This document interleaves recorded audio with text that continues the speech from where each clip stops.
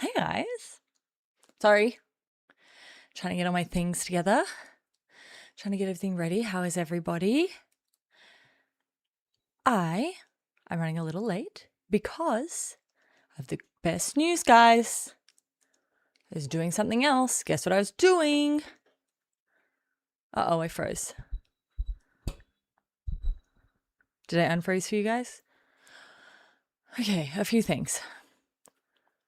Best Joanna is back. Uh-oh.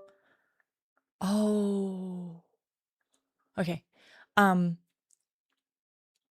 Yes, that's right. Good news. Filmed an episode of Girl Dozer. Yay! Teresk, thank you so much thank you for investing in Moral Coin. Today, actually, I had some terrible thoughts about people. I don't like, oh my God, guys, I'm looking at myself, I'm like, what the hell is going on? Yeah, I have to flip it back. I had to flip it for Girl Dozer. And now I have to flip it back because we had to make it so it looked like Pixel and I were looking at each other and having a real oh, that's so much better. Yeah.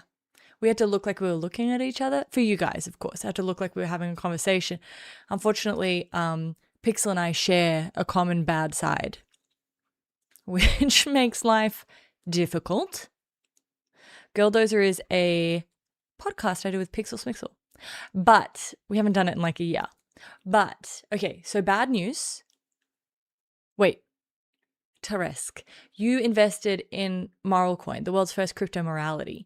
And the thing is, when people invest, morality goes up for all of us, right? The coin value goes up for all of us. We all become more moral.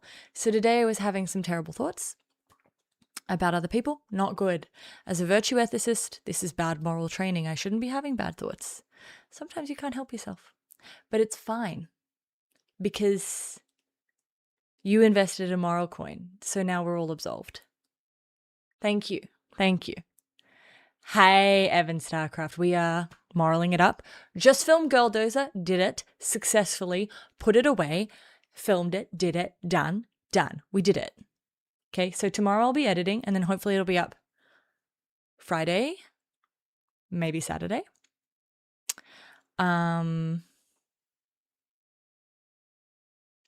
What else did I have to tell you? The other night when I was like, my jaw's kind of sore toward the end of stream, I did pull my jaw, which is a really embarrassing injury to have. From my TMJ joint all the way down my neck. I was like, what happened? I just talked too much. I don't know what to tell you. Oh, thank you, Sheriff. What else is news? I had my last playwriting lab this morning. Hey, don't call them indulgences. People keep trying to spread this bad PR about us, that it's indulgences. It's not indulgences, okay? This is crypto morality. It's on the blockchain. It's decentralized, okay? Good morning. Yeah, well, it was embarrassing to me and actually very painful, but I got to indulge in some chicken and corn soup. What else was there to tell you? Oh yeah, I had my last playwriting lab this morning. I've been doing a lab. Felt very good about it, very happy about it. I went to Pilates today because I got a little group. You know, when they're like 6 classes for $70. Pilates is normally like $35 a class, so it was a deal I couldn't pass up on. But I went and I was like, I'm a pro at this. I've done this many times before. You don't need to tell me anything. When did I become the weakest woman to ever exist? How did I lose every piece of muscle I've ever had in my life? Ever? She's like coming around. She's like, do you want me to take some of the weight off? Please. Please, for the love of God. And I walked to the class. And when I was walking back, I was like, I'm going to die. But anyway, how has everyone else's day been? / how is your day beginning? How did you sleep?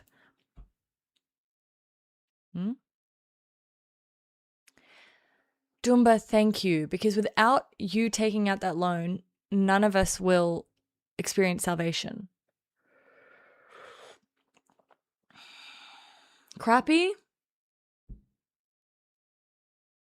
Not enough people talk about Joe Pilates.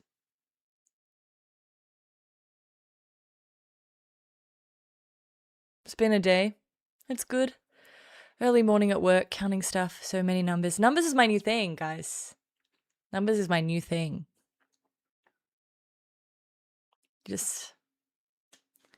But I don't like to think about it. The second I actually try and work numbers out, no good. Just has to be gut.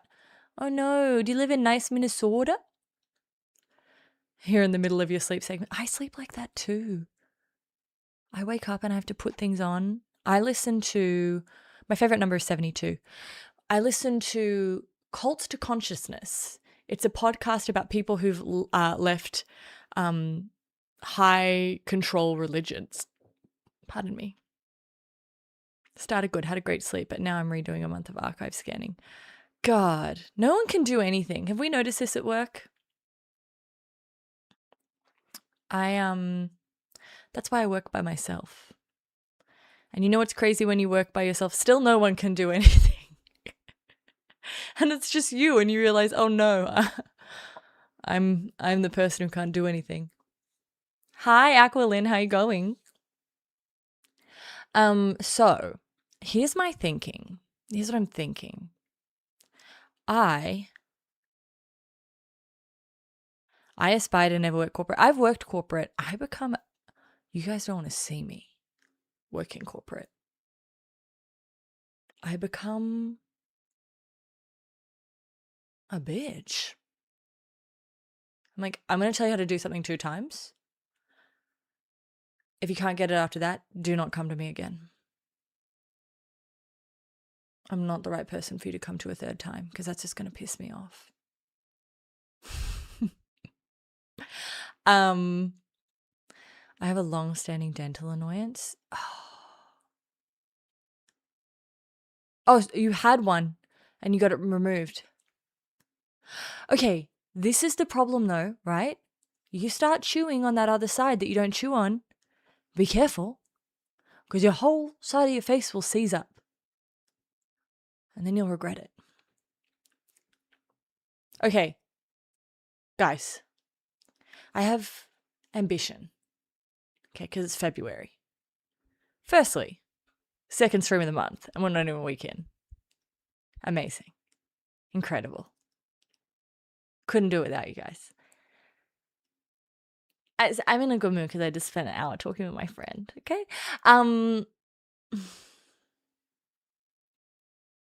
Okay, my ambitions. I think I'm going to make a video about Jeffrey Epstein. Because someone on my last stream was like, can you make this in a shareable thing? Like, can you make this into more of a video? And I think I am. Obviously, it won't be about the sexual crimes. It will be more about the financial crimes and the connections to the tech industry, crypto, etc. But so it'll be more speculation. But I think things worth pushing on, you know? Like, yes, this is more speculation, but this is what I want to do is create a video that's a compass being like, sniff down this way. It will take me a lot of work. I do need to go through the files. I've been going through them today. But yeah, I think I'll do it. I do need to watch CoffeeZilla's video, but it's got 5.1 million views. So I'm kind of hesitant to watch it with you guys because I'm worried you've all already seen it. So thank you, person. It already needs a wash, funnily enough. I'm still getting used to it, but I appreciate the compliment. Yeah, so I don't know. Have you guys seen the CoffeeZilla video, or are we good to watch it together as friends? And I have some thoughts to share about Epstein before we go into that. Anyway, where is all the money now? I think it's in Tether. Irrelevant, but apparently the files revealed some UK Mandelson.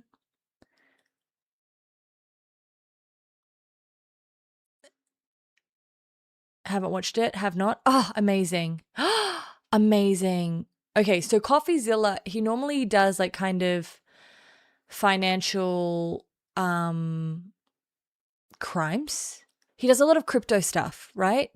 But he's done a video on the Epstein stuff, so it's great. We can all watch it together. Oh, this is so good.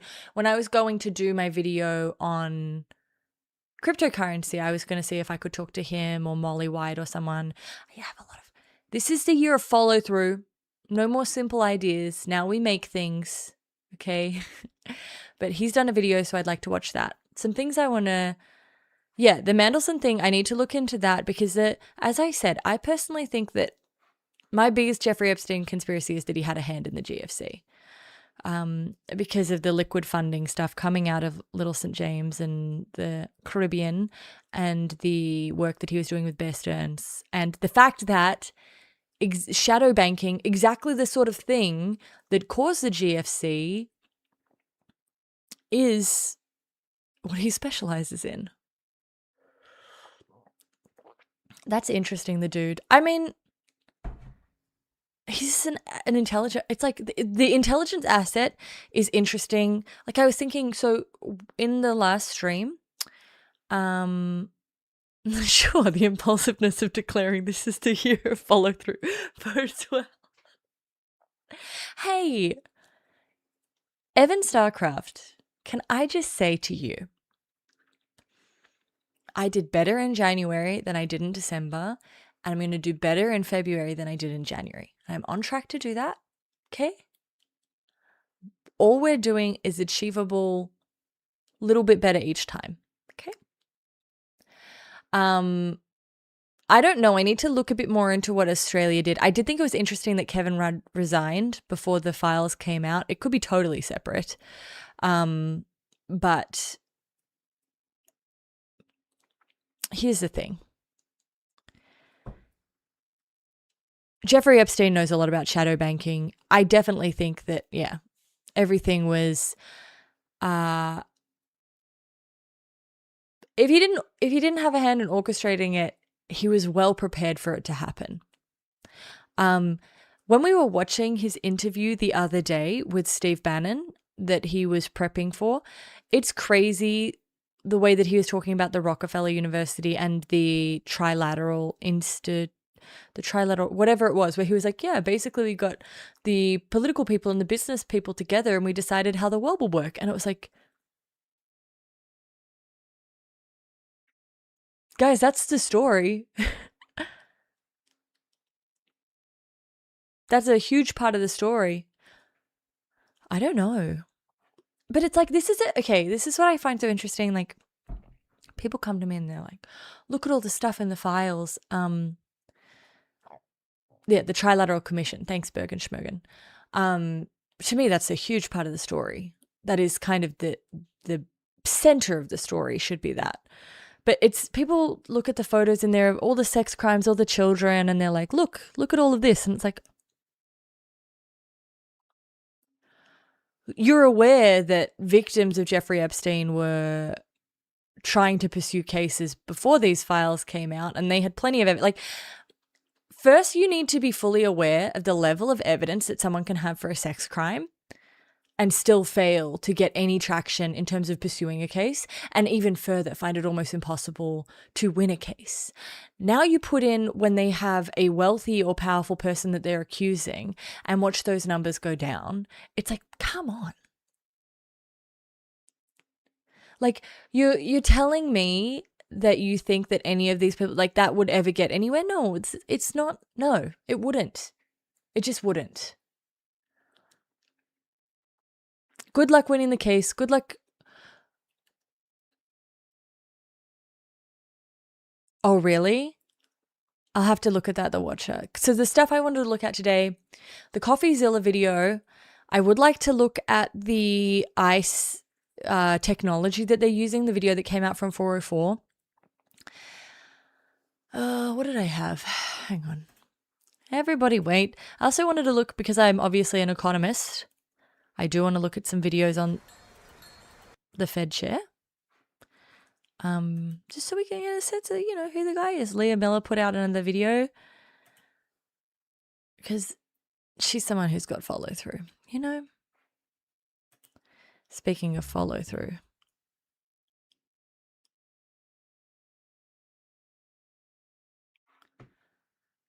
Hey, Jelly Dots.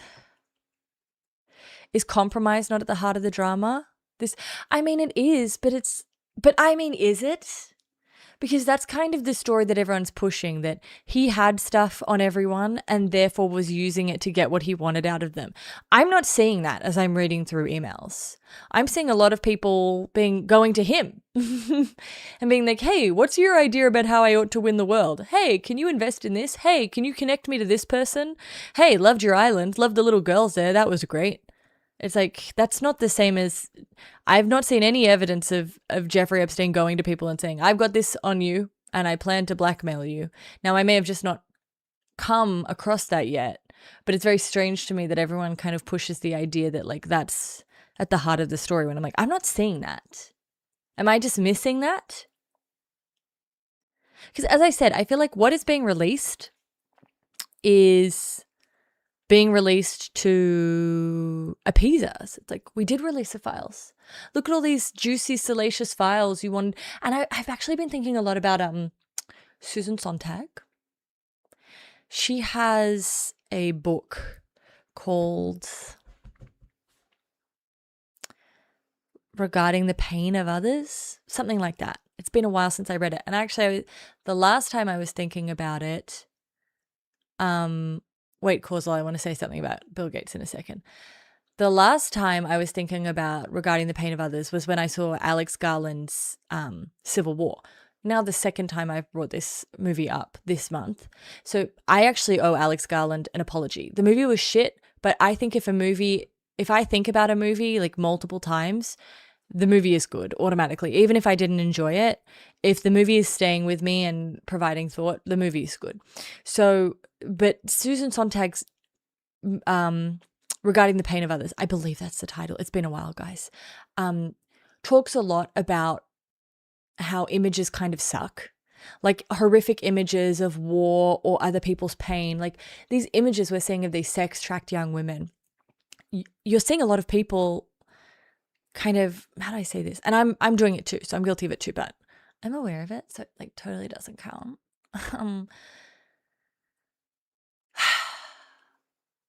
It becomes content, right? And people feel, yeah, I do it. I just changed like that. It's crazy. It becomes content, and people also use it as this like very strange kind of moral absolution when they could just buy crypto morality. But they do this thing where it's like, look, I'm looking at it. I'm bearing witness. I'm looking at the Epstein files. Look how good I am because I'm brave enough to look at it. And it's your obligation to look at it, as if that does anything for anyone involved. It's like you're sitting in the safety of your own home, completely unaffected by this, looking at the worst day of someone's life. And you're not providing them any justice. You're not providing them anything. You're just sitting there looking at it. And not only that, you're making money off it.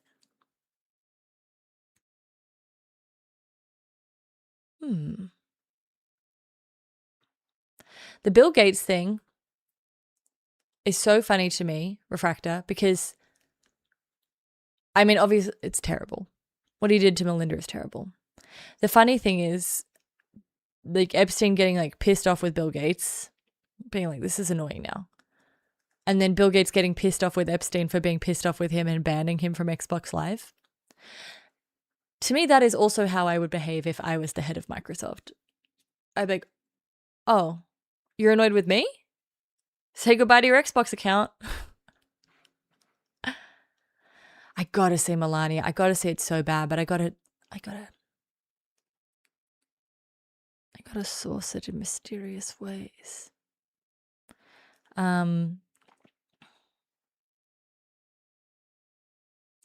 Well, I mean, that's Formica. I think it's very important to remember that the machine he was a part of is still very much running without him. I mean, that's what I'm interested in, right? Like, what was he putting money into? What was he setting up? Who was he introducing? Like, you know? It's also interesting to me with the Israel thing. It's kind of like, you know how Venezuela has a lot of oil? Israel kind of became a hub for defense tech. So it's like a lot of it, the interest in Israel is interest in like, that should pique your nose because it's like, it's Ehud Barak who's like, oh, talk to Peter Thiel. It's like, That to me is the interesting angle. It's like, how deep is he in intelligent software? Like, what intelligent software has he funded? That to me is more interesting than like, did he have photos of people doing bad things?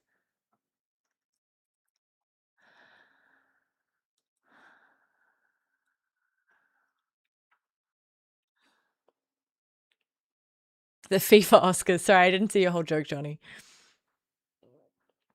I imagine either the blackmailing just isn't important for people to post about online. People want him. It's crazy as well. Like, I thought redaction was used to help victims.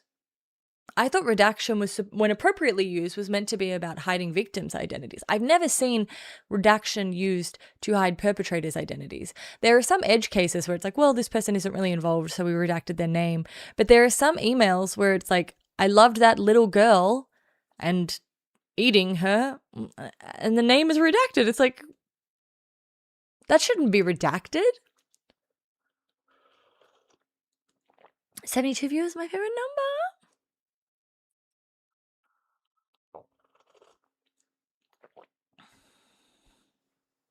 Everything that has been let out in the files thus far is intentional. Even when it looks like a mistake, it's not. It's intentional. It's done to make us think that they're idiots that don't know that they're letting out things intentionally. And that's why I think it's interesting to be like, oh, look, they're throwing Bill Gates under the bus. They're throwing Elon Musk under the bus. They're throwing Howard Lutnick under the bus. You know, it's like, that's intentional. Have fun never using Microsoft Excel ever again. That's what you meant by compromising. I mean, Ryan, how do we know that the island isn't in use? The thing, this is, yeah, everyone's like, oh, he had to threaten. No, people will bend over backwards for power and money and opportunity. And it feels like Epstein represented a nexus of all of those things. So this idea that he had to blackmail anyone is very strange to me, because it's like, this man had stupid money, right? And he had stupid connections. The Jess Stanley stuff, guys, is insane. Jess Stanley, his personal banker at JP Morgan, the emails between them, insane. Insane, not so much just in terms of the contents of the emails, which are crazy. It's taking me a really long time. It's taking me a really long time to go through those. Insane because of how close they were. Like friendly. Ghislaine had a Tumblr account. I've always believed that Tumblr was a form of MK Ultra. As someone who was MK Ultra'd by Tumblr.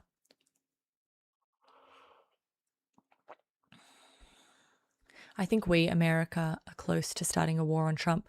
I think the war on Trump, if any sort of civil war occurs, it's over ice. It's not over this. This is because why release another batch of files now? Because they need to make you feel like they're appeasing you.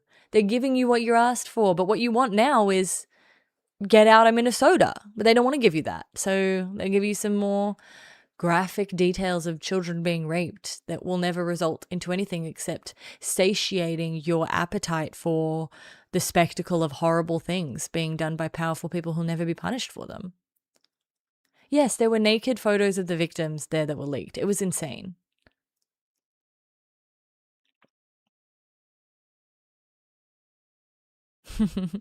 Exactly, Clint.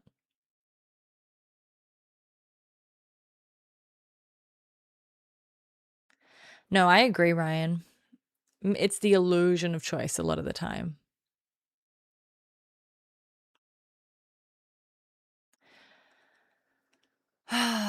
Yeah. So anyway, I would like to make a video. I shall call it the Jeffrey video on the connection between the banks, politicians, crypto, and tech, specifically defense tech and intelligence tech. Hi, Monoxy. But it's going to take me a shit ton of work because I'm actually going to have to read the emails, which I've been doing. But it just takes, you kind of have to, the annoying thing for me is when a thread will be in there like 6 times because every time the email is entered in, I just want the whole thread in one document. And of course, my boyfriend, Mark Andreessen, is all through that shit. They're not protecting victims. They never wanted to. Ghislaine is... Guys, hang on. What did Ghislaine call herself? Ghislaine Work Internet. Thank you, Nikon. Thank you for investing in cryptocurrency. You're officially good for the rest of the month, and you've made us all good too. This is the world's first crypto morality, the only moral coin on the market. It's a very bullish market, and we appreciate you investing now. Thank you. The banking part of it is like a huge part of the reason I think, because the other question you have to ask yourself, right? Looking at all of the stuff that's in here, there's not enough of a story. Like if you imagine just all of the Epstein files have been thrown out, right? Like imagine we get all of them. And that's just the Epstein files related to this investigation, what the FBI, it's not, as I say, the very important suspicious activity records. But imagine all of it gets thrown out. What you have, like at the moment, we have 3 million documents. You have a puzzle with half of the pieces. So you're going through and you might start to get a sense of what the corner of the puzzle is, maybe. And you see something over there and, oh, thank you so much, Larson. I really appreciate it. Thank you for investing in cryptocurrency.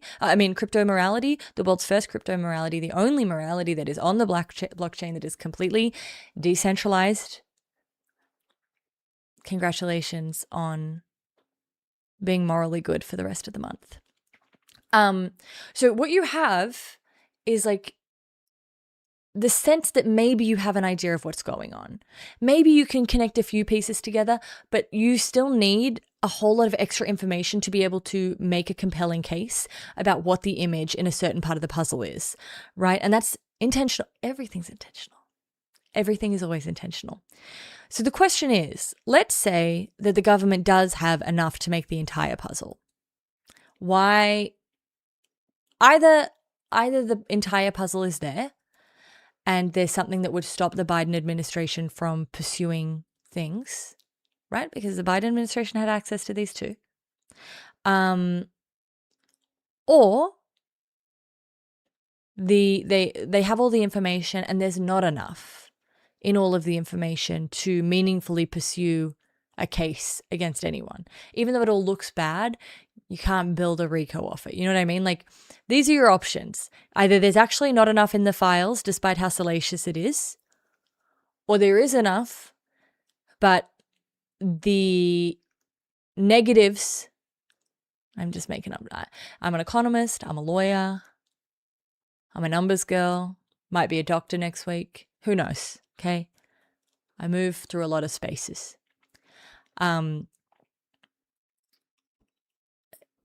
There is the option that there is enough to build a case within the Epstein files, but the damage that case would do to the lives of everyone outweighs the justice it would provide for victims, or the damage it would do to the way things are, to the point that the damage can't even be fully calculated. Now, when I start thinking like, what would create a situation where the damage would be so intense? You obviously have the automatic one that governments are going to claim issues of national security. So you have the defense tech, intelligence tech angle that immediately arises, right? Then you have the economy. You have the involvement of all of the major banks. And then you have this trilateral bullshit like politics, undermining of the political system.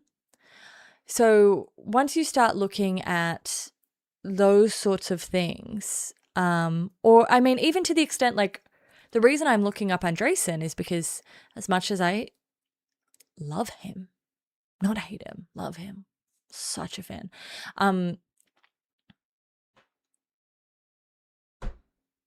Even if that is the case, right? Oh, what was I saying? Oh, Andreessen. Andreessen and Andreessen Horowitz end up kind of being the godfather of the entirety of Web3, Web3. The internet is eating everything. So imagine if something came out that undermined the entirety of the internet. I don't know. I don't know what's there. That's what I want my Jeffrey video to be about. I want to have a look and see what I can find and see what might be there. And pussies, obviously I think it should be pursued, right? But what I'm saying is if you are a politician within, dare I say it, do I use the word? Do I dare? Am I going to do it? Am I going to say it? She's going to say it. If you are a person in a position of power in a neoliberal system,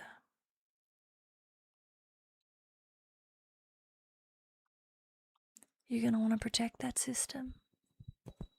You're not going to want to bring it down. Oh, that was the other thing that we could watch, by the way. There's this small streamer called Hassan who did an interview with this small-time random obscure Greek economist, Yanis Varoufakis. This will surprise you. As a budding economist, I'm actually not a huge endorser of techno-feudalism as an explanatory system for the current global order. So I thought it might be interesting to watch that and give my thoughts, because I know some of you love my economics content. But I think we should maybe we'll do that little streamers stuff about Giannis. Maybe we'll do that when I stream on Friday, which I'm going to do because I follow through now and I'm successful and I do what I say I'm going to do when I say I'm going to do it. And I'm going to do it Friday. Okay? We'll do that Friday. Today we'll do the CoffeeZilla video to give us to inspire us. CoffeeZilla got 5 million views. I am going to break 5K views with my Jeffrey video. Okay? Yeah. Thank you so much for investing in Moralcoin, the world's first crypto morality, the only morality on the blockchain. Follow Stan, congratulations on your morality for the rest of the month. Oh my gosh, guys, this is a bullish market. This is a bullish market. Thank you, Miss Evelyn Rose, for investing in the only decentralized DAO crypto morality. This is huge. Thank you. Okay. No, how can we get it to break? Can I just tell you, pussies? No one understands how hard it is to randomly have one video go viral. Like, I have never understood one-hit wonders more than since I've been one. It's a truly humbling experience. So I don't need 5 million views, but if we can break that 5K, oh, that would be so interesting to watch Johnny Clueless. Are you in my Discord? Because I would love to see that video. He doesn't need to do a good job at handling anything though, the watcher. Okay, let me get this video ready. You guys just wait. You sit tight. I also got some crazy conspiracy. Sometimes, guys, I don't pre-watch, okay?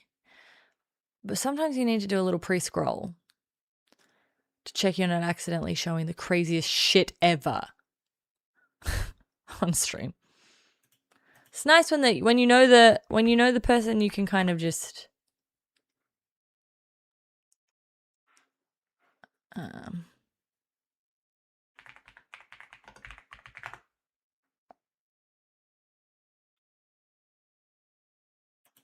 It only gets worse. He's going to yell at us, okay?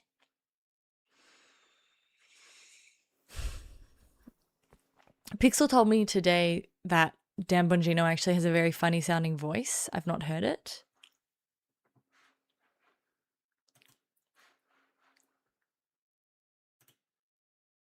This is CoffeeZilla, guys. He does really good investigative pieces on crypto. I think he's made a couple of mistakes. But I mean, I call that the Nick Shirley risk of it all. You know, you may accidentally spark a civil war. And that's the risk of the fall of the traditional media system. Everyone was like, oh, I hate big media. I hate the media conglomerates. Oh, you miss them now, don't you? Logan Paul's best friend? Okay, he's going to yell at us, and I'm not going to like that. What? Yeah, I like he's really good in the crypto space. That's where I watch him. From here, we're going back into the 3 million documents. So far, we mostly covered how billionaires lied about their relationship with Epstein and or got blackmailed in the drafts, eventually killing their marriage. We talked about Howard Lutnick, how he lied about meeting Epstein, although he still denies this. And we also talked about some horrible accusations against Trump and Bill Clinton, although we were clear that they are unverified. Now, some people have responded to the release, like Elon Musk, saying that no one fought harder for the full release. Quiet. Oh, yeah, no wonder. Thanks for letting me know, guys. I take it back a little bit for you. About meeting Epstein, although he still denies this. And we also talked about some horrible accusations against Trump and Bill Clinton, although we were clear that they are unverified. Now, some people have responded to the release, like Elon Musk, saying that no one fought harder for the full release of the Epstein files than I did. Ironically, he claims that he knew that the playbook of the far left propagandists and legacy media is admit nothing, deny everything, and making counter accusations, saying he had never set foot on Epstein's creepy island or attended parties, despite the fact. This is CoffeeZilla. The Elon stuff is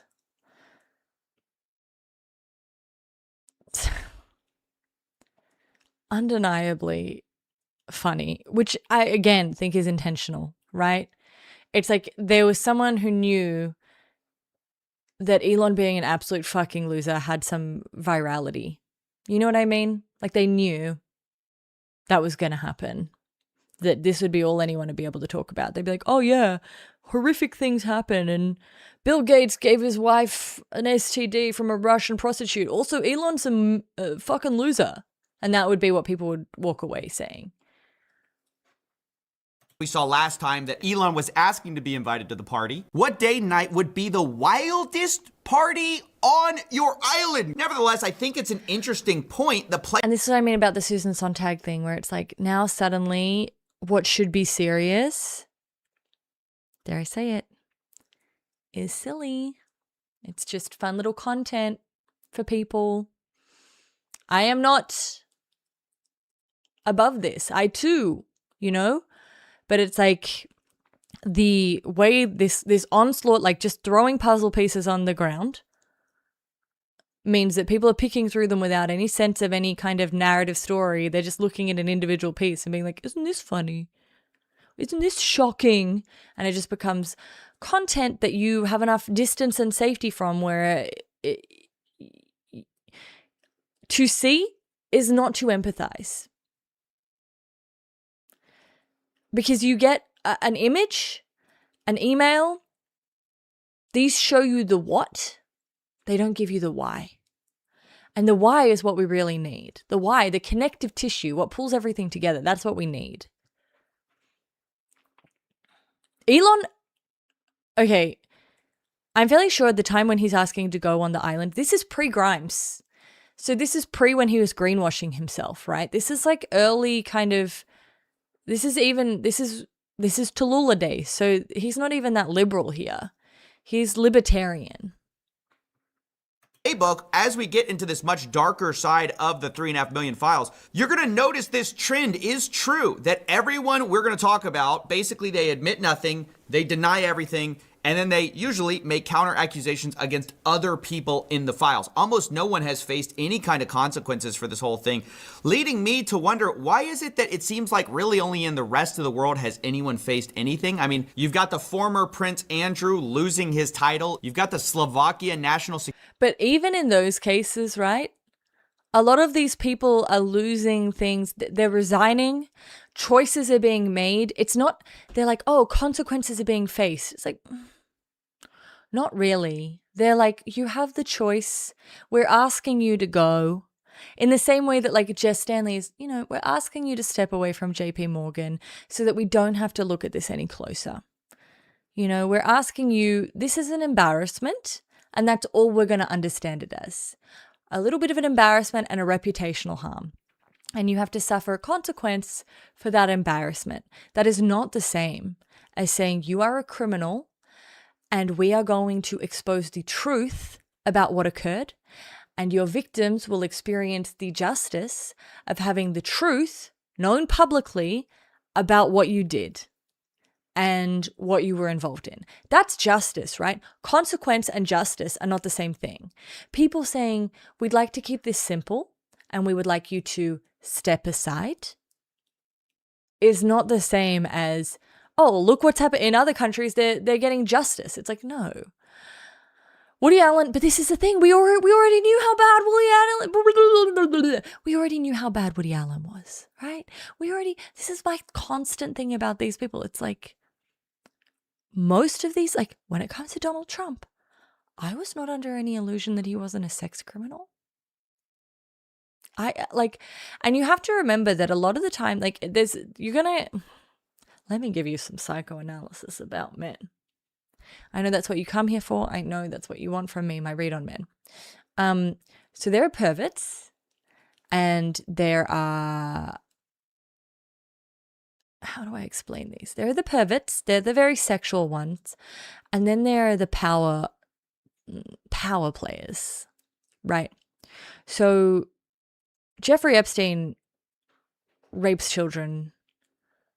And let me be very clear, and I want you guys to be careful when you talk about the Epstein files. There is no such thing as an underage woman. There's such thing as an underage girl. There is no such thing as an underage woman. Okay? You can be both. But it's a difference in the relationship to sex, right? So, for instance, men who rape because they're humiliated, because they want to feel power over someone, because they want to assert their dominance. Like, for instance, the movie Irreversible, which, God forbid, if you haven't seen it, never see it. But a horrendous act of sexual violence happens in that film. And a gay man is raping a woman because it's not about sexual attraction. It's not about the sex for sex's sake. It's about sex for power's sake, right? There's raping a child because you're a pedophile and you love raping children. Okay. Then there's raping a child because you're so powerful that you can do whatever you want. And you get off on the idea that you can do it. And you get off on the idea that the rules don't apply to you. And you get off on the idea that you're going to do it and you're going to get away with it. And not only are you going to do it, you're going to do it and you're going to talk about it and you're going to do it in front of other people and you're going to do it and you're going to take photos of it because you're that powerful and you're that untouchable. That is a completely different, because someone like Trump, this partly comes from him being a Gemini, by the way. He's very aesthetic. He likes talking about how beautiful women are. He the creepy shit he does with his daughter, where he's always talking about how hot Ivanka is, getting a Miss Teen USA pageant, right? He likes the way things look. It's when he is rejected or embarrassed that sexual violence seems to come into the picture from the accounts of his sexual violence that we know. It's the grab him by the pussy. It's the I'm going to assert my power because I can do that. It's to do with the power of it. Yeah, but it's not because he'd actually fuck his daughter. It's because he's trying to say, I have the most attractive daughter in the world. So anyway, that's my take on this. okay, in terms of the sexual aspect. And my take on this in terms of consequences is consequences and justice are not the same thing. Getting someone to neatly step aside so that you don't have to investigate any further, saying that Slovakia's PM National Security Advisor resigns over Epstein links. So now we don't have to do anything else because he's gone. Problem solved. That is not the same as justice, right? Neatly getting rid of something is not the same as exposing the truth. Like wanting to be so powerful, there is no dignity for anyone but you. There is no dignity for anyone but you. I've said it before, but morality is a concept that binds the middle class. Hi, Kevin. It does. I'm in a Love Ice sweatshop a little. Morality is for the middle class. It's not for the upper class. Once you get to a certain level of power, these things no longer apply to you. You are a libertine. Once you get to the upper class, you are a libertine, and the rules that apply to the poors do not apply to you. So this concept of dignity you speak of does not exist to the wealthy in the same way. And it is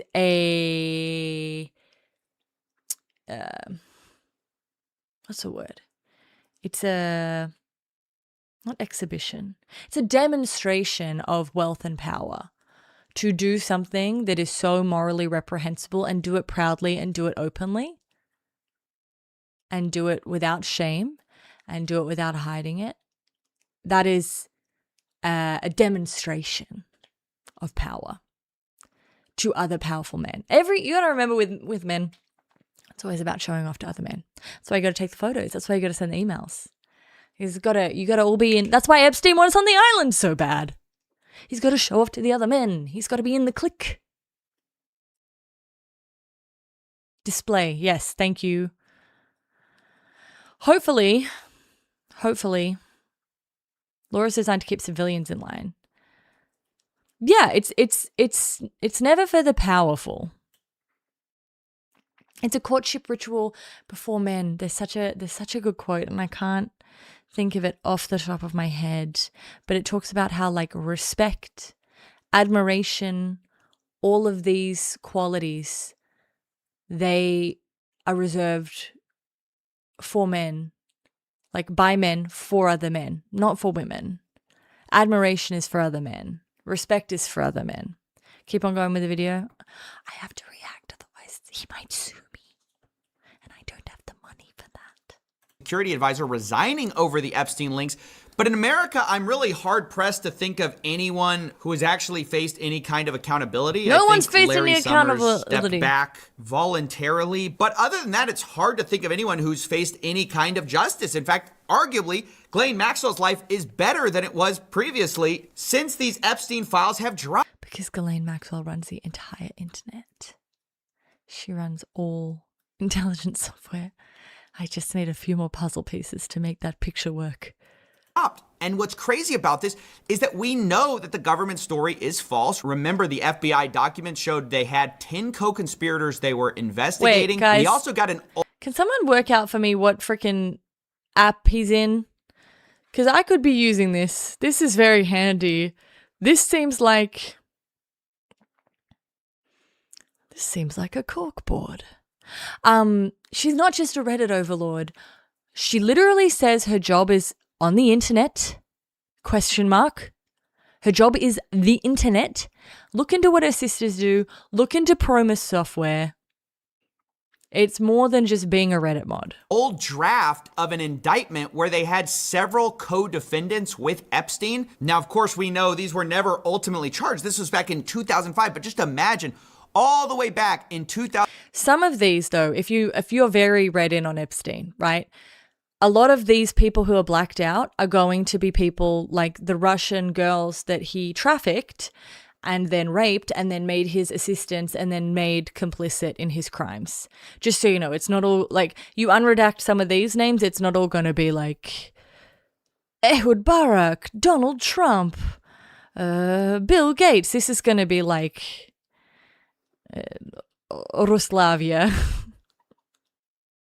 2005, where these charges are from, we already had evidence that Epstein was not working alone, and like, of course he's not. But now we're going to talk a little bit about how the scheme operated. Now, to be clear, we're going to talk in a second about the... Yeah, it sucks, but he made them... If you traffic a girl, that sucks for you. But if that trafficked girl then traffics a bunch of girls, you still did that, right? Just because you were trafficked, like, doesn't mean that you didn't traffic other girls. Oh, is that what it is? Miro? Laundering of Epstein's reputation, the people who protected him this whole time. But right now, I want to talk about how Epstein got some of these girls in the first place, because the Epstein files provide an interesting look behind the curtains. Obviously, if he's going to talk about Jean-Luc Brunel and the model scouts, this isn't new information. We've known this since, this is in that chick, Whitney Webb's books. We've known about the Brunel connection for over a decade. Like, this is not, that's going to annoy me, because it's like, what I don't want to suggest is that this dump had more in it than it did, because to me, this was a very empty dump. She doesn't love you. I don't know. Maxwell Hill? Some of the stuff Maxwell Hill was posting seems very Ghislaine-esque. we know Ghislaine Maxwell was helping, whether it be procure the girls, talk them into stuff. But now we have emails of a different side of the scheme. It says, yesterday I spoke to Daniel Syed, who Jean-Luc Brunel describes as a scout or recruiter of girls or women for Jeffrey Epstein. Attached to this incoming email from Brunel is the contact information he has for Syed. And then they blacked out his number and email. But digging into Jeffrey's emails with Daniel shows that he was constantly sending him links to girls. It shows Jeffrey Epstein paying Daniel 3,000 euros, which, to be clear, was the amount that was a... Yeah, I'm sorry. Donald Trump accidentally dumps more than these Epstein files every second day. He's like, oh, by the way, we have laser weapons. And you can see everyone around him be like, we weren't meant to, that was internal information. It's like, yeah, we get energy and we knock out the entire grid. Like, please stop talking, because we weren't talking about that publicly. That was private. That's just him on a Tuesday. This is interesting in terms of these guys. You have my Berber Jews word. Wikipedia Berber Jews. No, but there was this recent thing that came out that was like about energy condensed weapons. But they released that they had them for certain, but he'd already kind of talked about it at the Venezuela press conference. So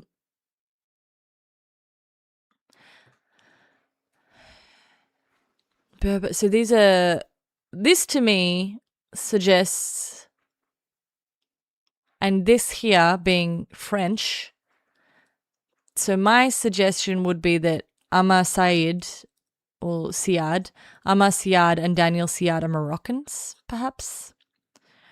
But what are they my question is, what are they actually doing? Because Jean-Luc Brunel runs the modeling agency. We're getting okay, well, Defense Joanna isn't here today, okay? And I saw a document that came out about the laser weapons being exposed, energy concentrated weapons. That was a new thing that we learned. But to your defense, I only skimmed it. I can't keep everything in my mind. And to be honest, I don't really care about that. Because I was interested when he talked about the lights. But yeah. My question is, we already know that he's taking models. We already know that he's taking them through Brunel's modeling agency. Who are these two random Moroccans?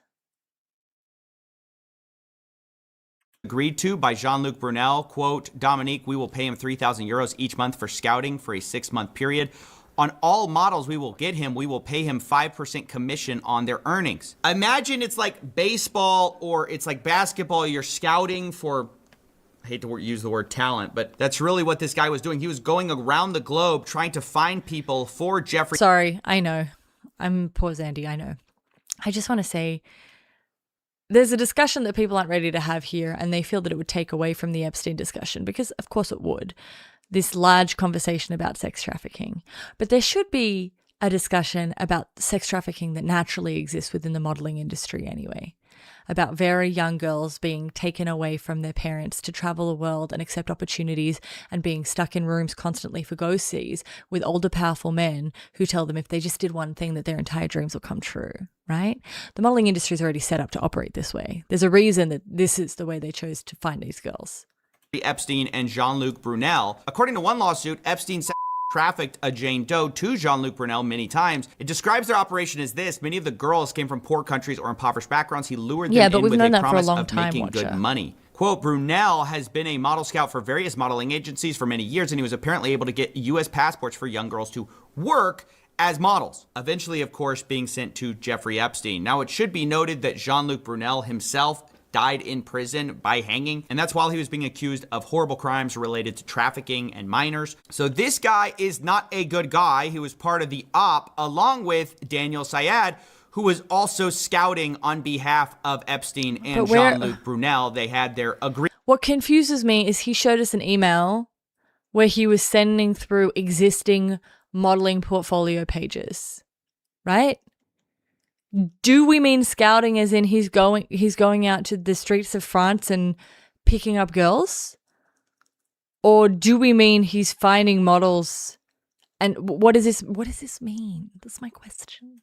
Here's a sample of how this would work. Jeffrey Epstein asked him to take a full body shot of someone. Daniel Syed says, now she is really skinny, I will do Polaroid. Jeffrey Epstein asks for a copy of her passport, and then asks, how many tickets do you want for Woody, meaning Woody Allen? He says 2. Okay, thank you.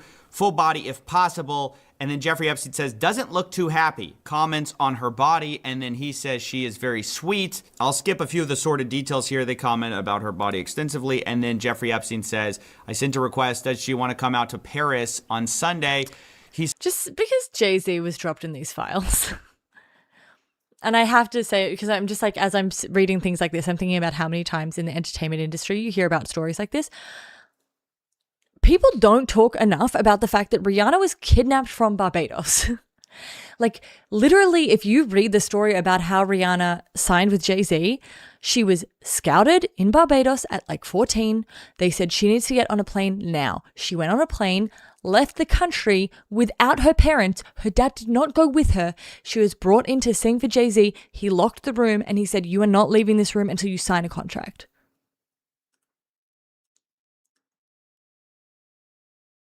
That is just never spoken about, ever. Says, I will invite to come. And this is basically how it worked. Daniel Syed flew around the world looking for women, sending photos to Jeffrey Epstein, who then would get a copy of their passports and bring them to the States. Here's an example of this. Kevin, I know this isn't what you mean, but I just have to correct it every time I see it. We didn't do that to women. We did it to girls. Rihanna was 14. She's 14. She was not a woman. She was a girl. She was a 14-year-old girl without a parent present, flown on a plane to a separate country and locked in a room. Daniel Syed brings him a girl. They didn't redact this name, but I'm going to do it. He says, very nice, easygoing, dream to work in United States or visit the United States working as a model in Dubai. He asks age. Daniel says 22 or 23. I forgot to ask her. She looks younger. I have her number if you want to call her. She was going to send this evening. And this happens over and over. At one point, he talks about a Thai actress.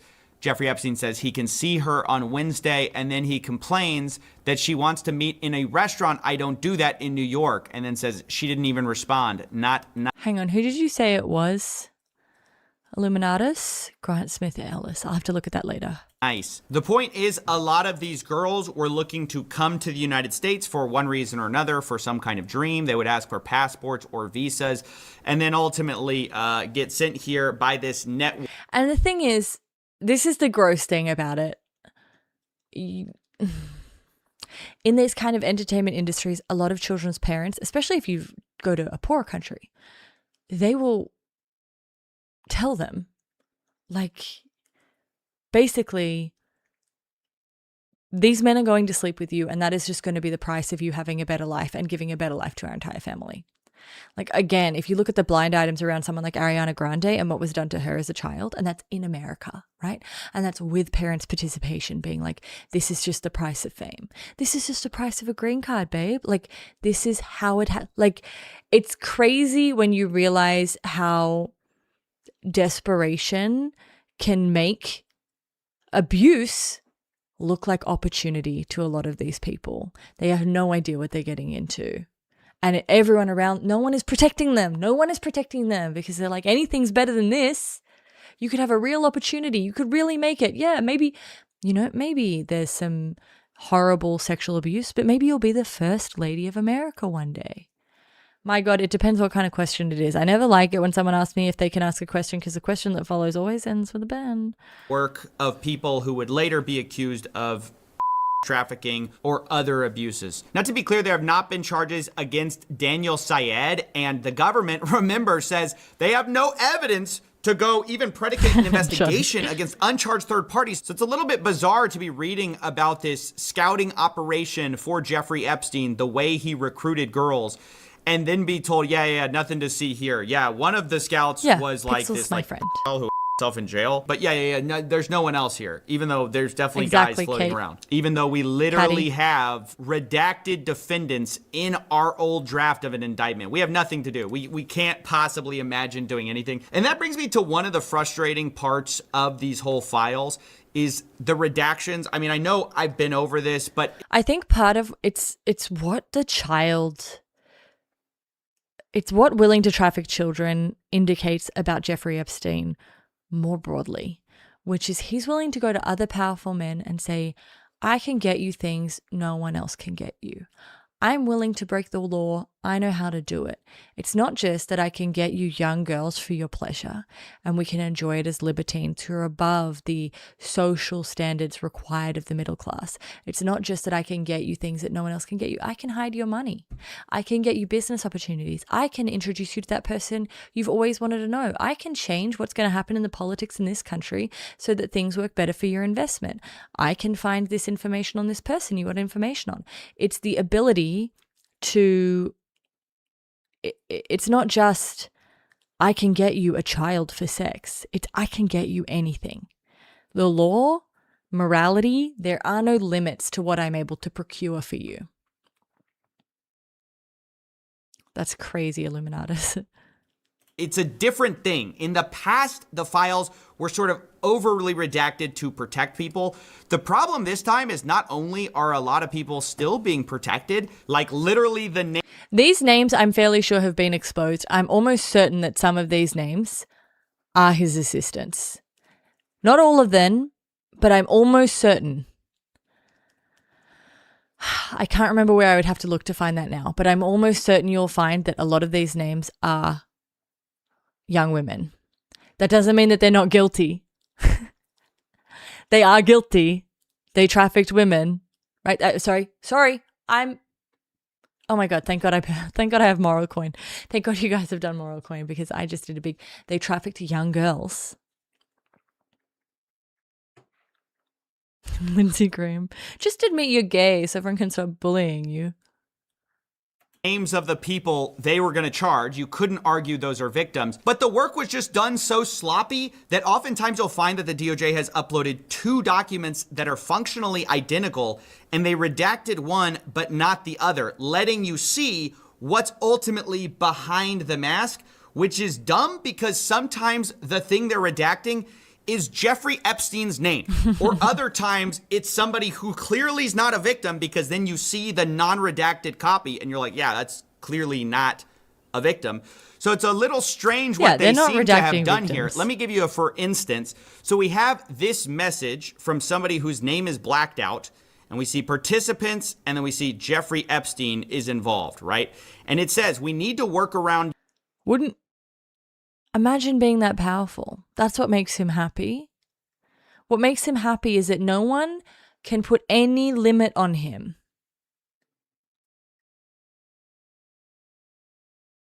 Yeah. No one can limit him. No one can punish him. No one can stop him. The enjoyment comes from the libertine excess, the kind of the hedonism of just being able to do whatever you want.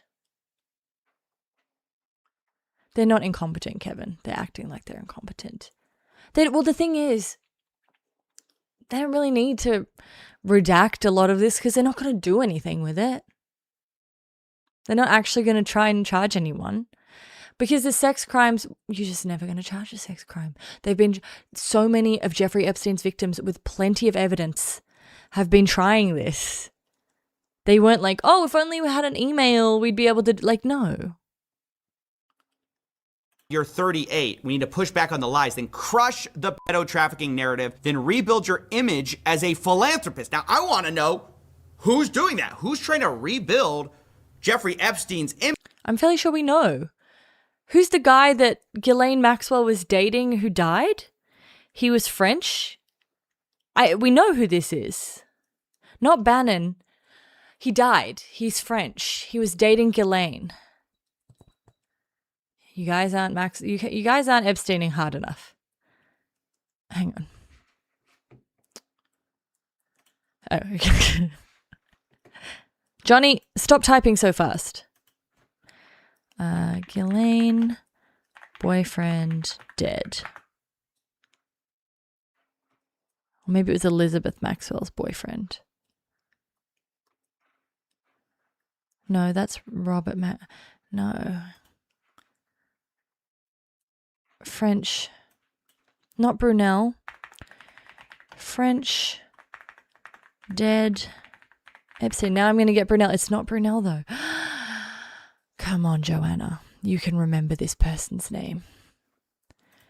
You can remember this person's name. Let me check my history because I was reading about them today. Oh no, it's just...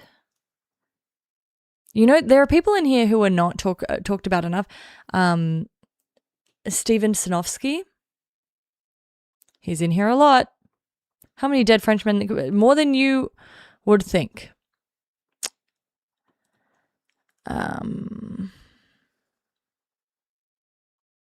Maybe I can't remember.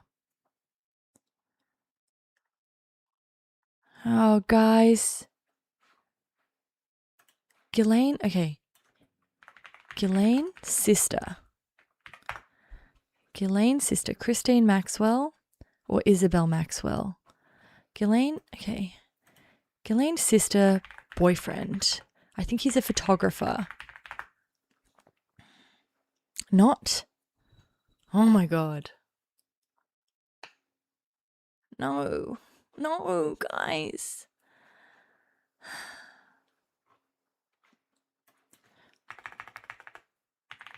People who died. Maxwell.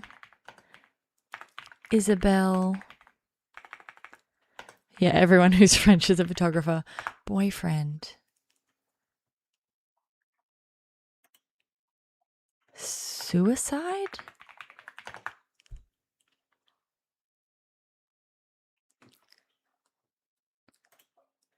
Al Seckel. Al Seckel. Maybe he's not French. Yeah, he flung himself off a high cliff in a French village.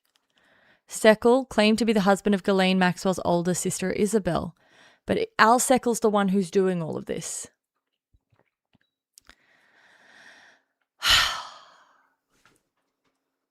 I fucking did it. Are you guys proud that I persevered? Could have given up.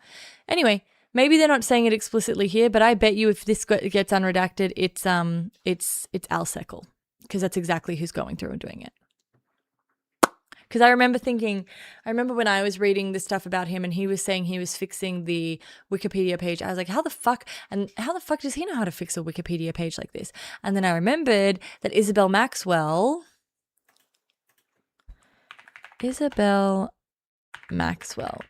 Why am I yellow? Because I like the blue and yellow color. It's the color that I like.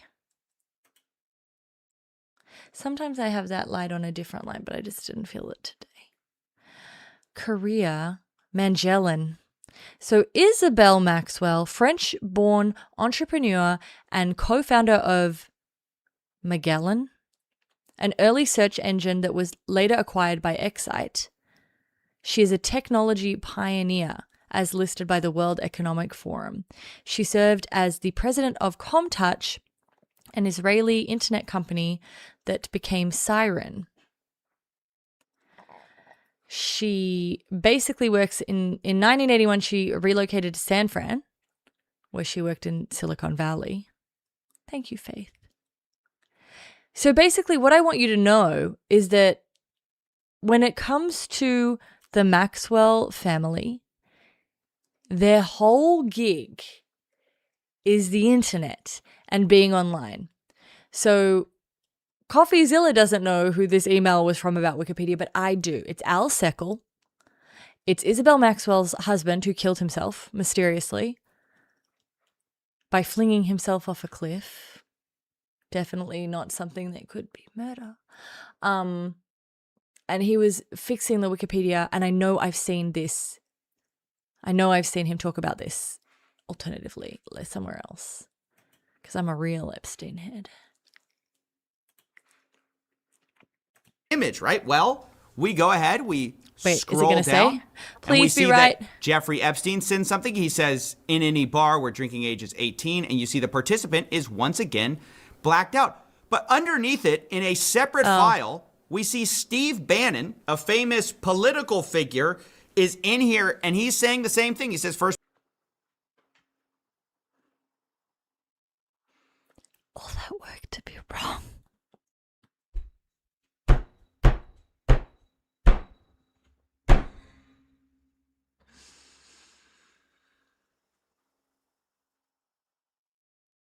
Okay, I'm not wrong. It's just two people were working on his reputation. Seckel's the one who was in. I got confused, okay? Because we need to push back on the lies, crush the pedo-trafficking narrative, then build your image as a philanthropist. There are other discussions where Al Seckel is saying, I managed to take the stuff about your sex trafficking and being a pedophile out of the Wikipedia. It's very hard for me to crack in and get rid of the mugshot, but I've got other people working on the mugshot. They'll do that later. I tell you, swear on my life, swear on my puppies' lives, that Al Seckel did the Wikipedia page. we need to push back on the lies, then crush the trafficking Thanks, narrative, Formka. then rebuild your image as a Thanks, philanthropist. Guys, why did you censor out his name? Or like, why was that censored at all? I don't understand. And I certainly don't understand why Jeffrey Epstein's name in this one is censored. So there's something so undignified about men taking selfies. Unless they're men I like, they're allowed to take selfies, but the rest of them. Thank you, Nikon. So you already talked to. Maybe I had read what you put in there. Jeffrey's not censored in this one, but Bannon is, and then Bannon's. See, this is just, what's this? Oh, you can't see it. I'm saving you from the horror that is a Bannon Epstein selfie. Not censored in this one, and Epstein is. And sometimes this creates the bizarre impression that they are censoring for victim names or for some like kind of victim status. No, or I think for we've some worked reason. out they're not censoring And then victims. you see the other file and you're like, wait, why did you do this? It's just very poorly done throughout. That's just something I wanted to comment on. Is not only That's what I'm did thinking, they Carl once Hart. again not fully redact things because they were sloppy, but also like victims' names got stuck in this. Like girls' names appear sometimes, and like I'm not sure are they supposed to be redacted because they're redacted over here. They're not over here. I can kind of figure out who it is. It's just kind of a mess. I needed to point that out. You know, other times we have things like this, like Brock Pierce, a co-founder of Tether, also known as the biggest stable coin in the world. He's into message. Not just the biggest stable coin in the world, the biggest currency used by criminals, terrorists, and sanctioned countries in the world. It is the currency of criminals. If you want to hide money, if you want to make it disappear, if you want to pay for bad things and not get in trouble for it, you use Tether. Tether is where money goes to disappear. So calling it, oh, it's the biggest stable coin in the world. Like, obviously CoffeeZilla knows. Oh, I just realized I'm totally covering him. I just want you guys to know that now you see my computers, but you just deal with it. I just want you to know that Tether is more than just a stable coin. He knows that. He's not saying it for, you know what I'm trying to say. But Tether is, I think Epstein has so much money still in Tether. There's so many things he invested in that would still be making dividends. And that money, it's got to be in Tether. It's got to be in crypto.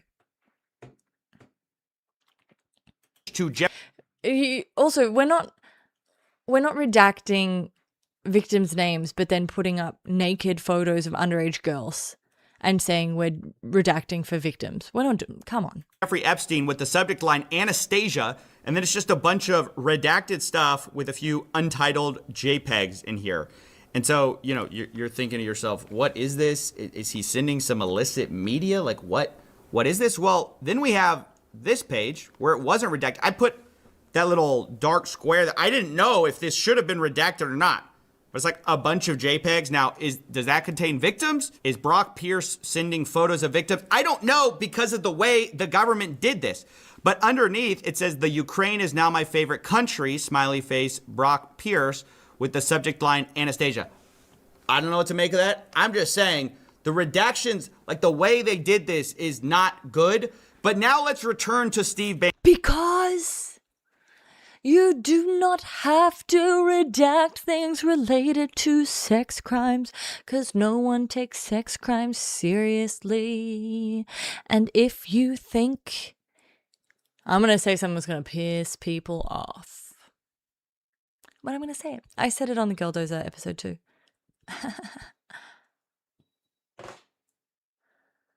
If you think that there was any chance that anything in the Epstein files related to a sex crime would come away with some sort of guilty verdict, and you also think Johnny Depp is innocent, you can't have it both ways, unfortunately. You either understand, this is the thing, that was the perfect expose of how the system, how it doesn't matter how much evidence you have, how many photos, how many recordings, how many testimonies, how many corroborating text messages from the time, like you can have everything in the world, but if you are trying to get a powerful person, that's not gonna work. That's not going to work. So you can have Steve Bannon's name there saying, I was just trying to clean up the reputation of my friend who was charged with sex crimes, because half of the people that people love these days are charged with sex crimes. What are they doing? What's Steve Bannon doing that's any different to what he did for the fucking president? Who also was known for sexual misconduct before he ran for president. Right? I'm just saying.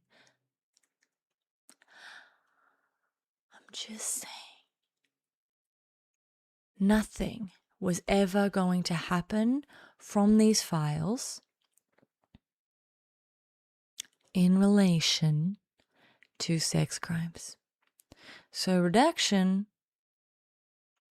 you can afford to be a little haphazard with it. You need to be careful when it's your mates and they're doing financial crime. That's when you need to redact properly.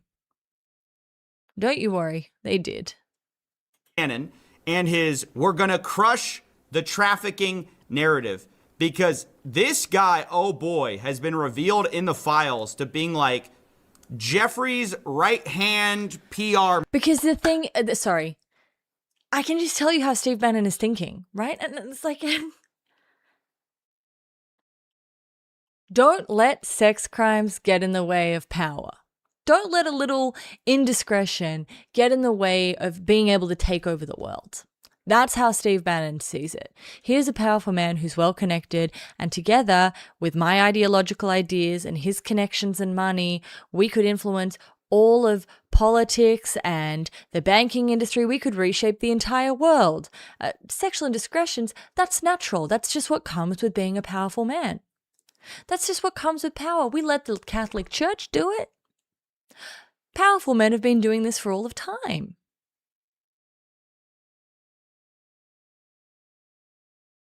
Why would I let a sex crime get in the way of changing the world? Man, I mean, this guy was filming basically a documentary about Jeffrey Epstein in order to rehabilitate his image. And some of it has actually leaked to the public. It's been interesting to watch how that's been received. But the funny thing is that originally Jeffrey Epstein's plan was to just do a YouTube video, like an apology, like a old... Guys, do you remember the worst YouTube apology of all time for sex crimes? The only time sex crimes don't get forgiven immediately is when they're done to little boys.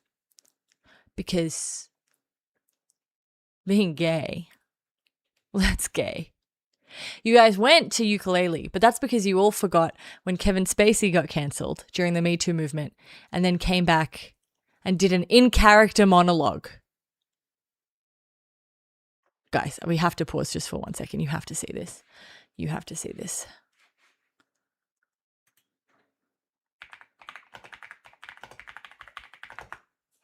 Do you guys remember this? Let me be Frank. Frank Underwood. Yes, I've been accused of sexually harassing boys. But remember, I'm on a TV show you love. So I'll do it in character. And I'll upload it to YouTube on Christmas Day. I know what you want. Oh, sure, they may have tried to separate us, but what we have is too strong, it's too powerful. I mean, after all, we shared everything, you and I. I told you my deepest, darkest secrets. I showed you exactly what people are capable of. I shocked you with my honesty, but mostly I challenged you and made you think. And you trusted me, even though you knew you shouldn't. So we're not done, no matter what anyone says. And besides, I know what you want. You want me back. Of course, some believed everything and have just been waiting with bated breath to hear me confess it all. They're just dying to have me declare that everything said is true and that I got what I deserved. Wouldn't that be easy if it was all so simple? Only you and I both know it's never that simple, not in politics and not in life. But you wouldn't believe the worst without evidence, would you? You wouldn't rush to judgments without facts, would you? Did you?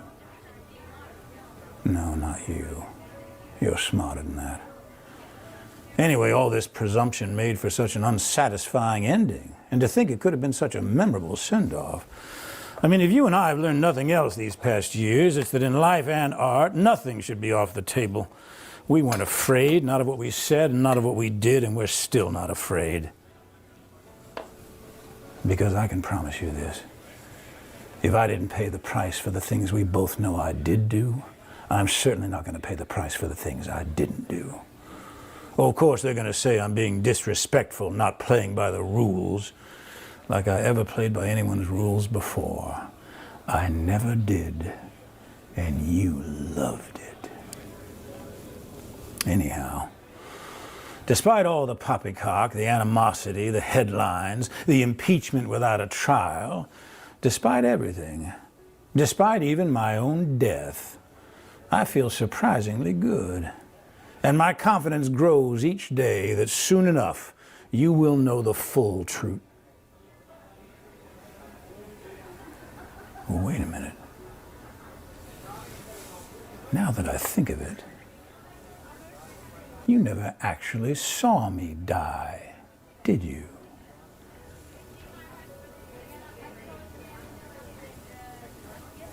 Conclusions can be so deceiving. Miss me? Okay. Oh. In many ways, this actually tells us so much more about the Epstein shit than you would think, right? Because it's kind of a combination of, I am so powerful that I truly don't believe I deserve to face consequences for my actions. Because ultimately, the people want me more for what they know me for than they care about this sex crime. That is truly what he believes, right? He believes the people, this choice has been made unfairly, and the people care more about Frank Underwood than they do whether or not I actually sexually assaulted a young boy. They don't care about that. And I am entitled to my position in society. There's also this crazy element of the spectacle where it's like people just want to be entertained.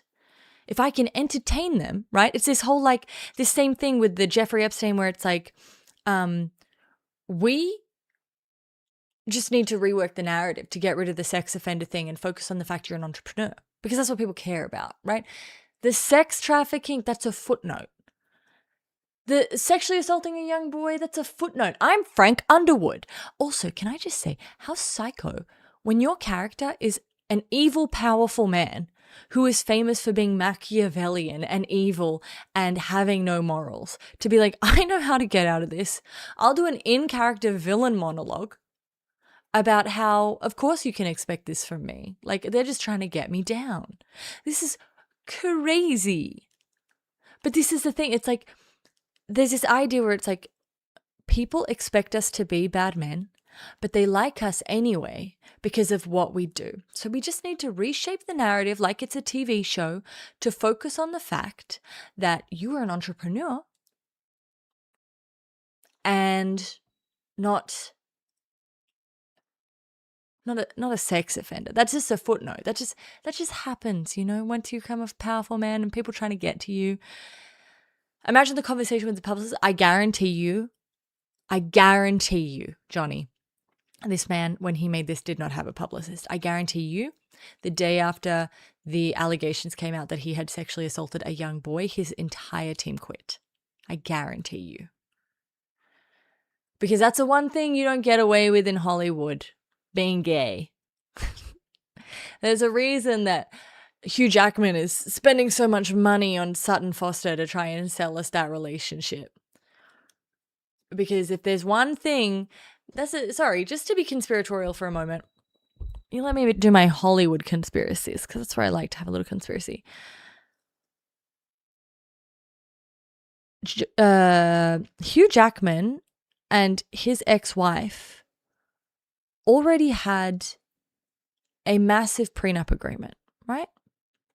But then he paid her over half of his net worth on top of that to sign an NDA. Now, what could be worth keeping that secret? What could be worth that much to you? She's already taking you for half. Now you're giving her pretty much all that you have? I don't know. Anyway, it's been a while since I looked into that. I'm a big Hugh Jackman truther. And if you think I think he's gay, I do not. I think that he is something I won't say. Something for me to think and you to guess.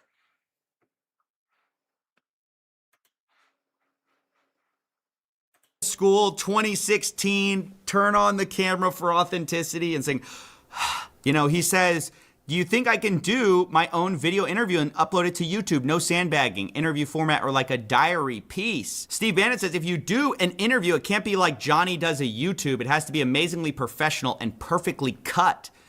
Then Jeffrey Epstein responds, Woody, we assume Woody Allen, because they were close, said he would help edit. Not sure how to stage, what points to make. but better than trying to do an interview.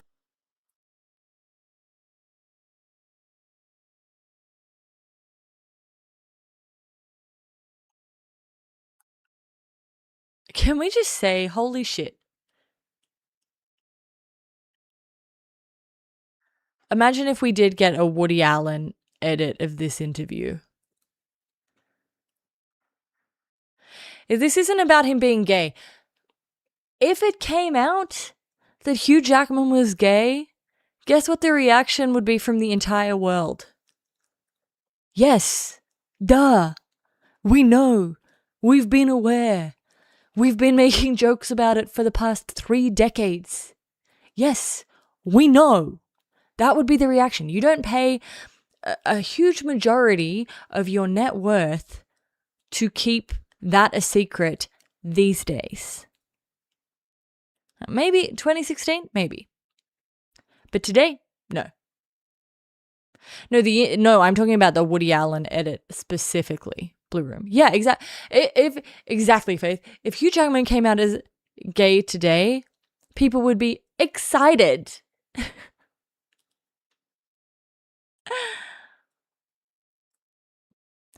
But Hugh Jackman's been to a couple of parties. Hugh Jackman's got a couple of weird blind items. That's not what he's hiding. That's not what he's hiding. He's hiding something worse. He's hiding something much worse.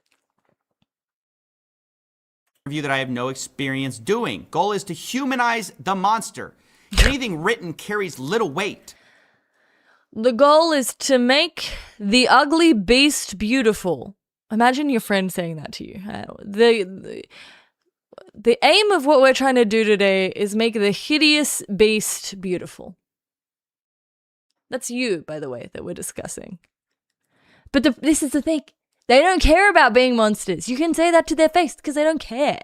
Because this is what I'm trying to tell you about levels of money and power that are up there, right? It's like there are no consequences for being a monster. Being a monster is almost a good thing. The being capable of vile and horrific things just demonstrates that you are not bound by morality. You are a Nietzschean Übermensch who has superseded what it is to be man. You are greater than man. You're bound by nothing. You're a monster.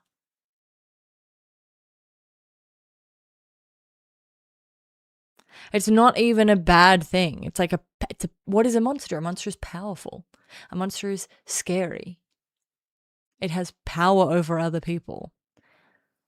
To which Steve Bannon replies, yes, Jeffrey Epstein should it be an Exactly interview format, this. interviewed by me. They start talking about like, how do we do this? Humor, apology, how did I get rich? Question mark topics.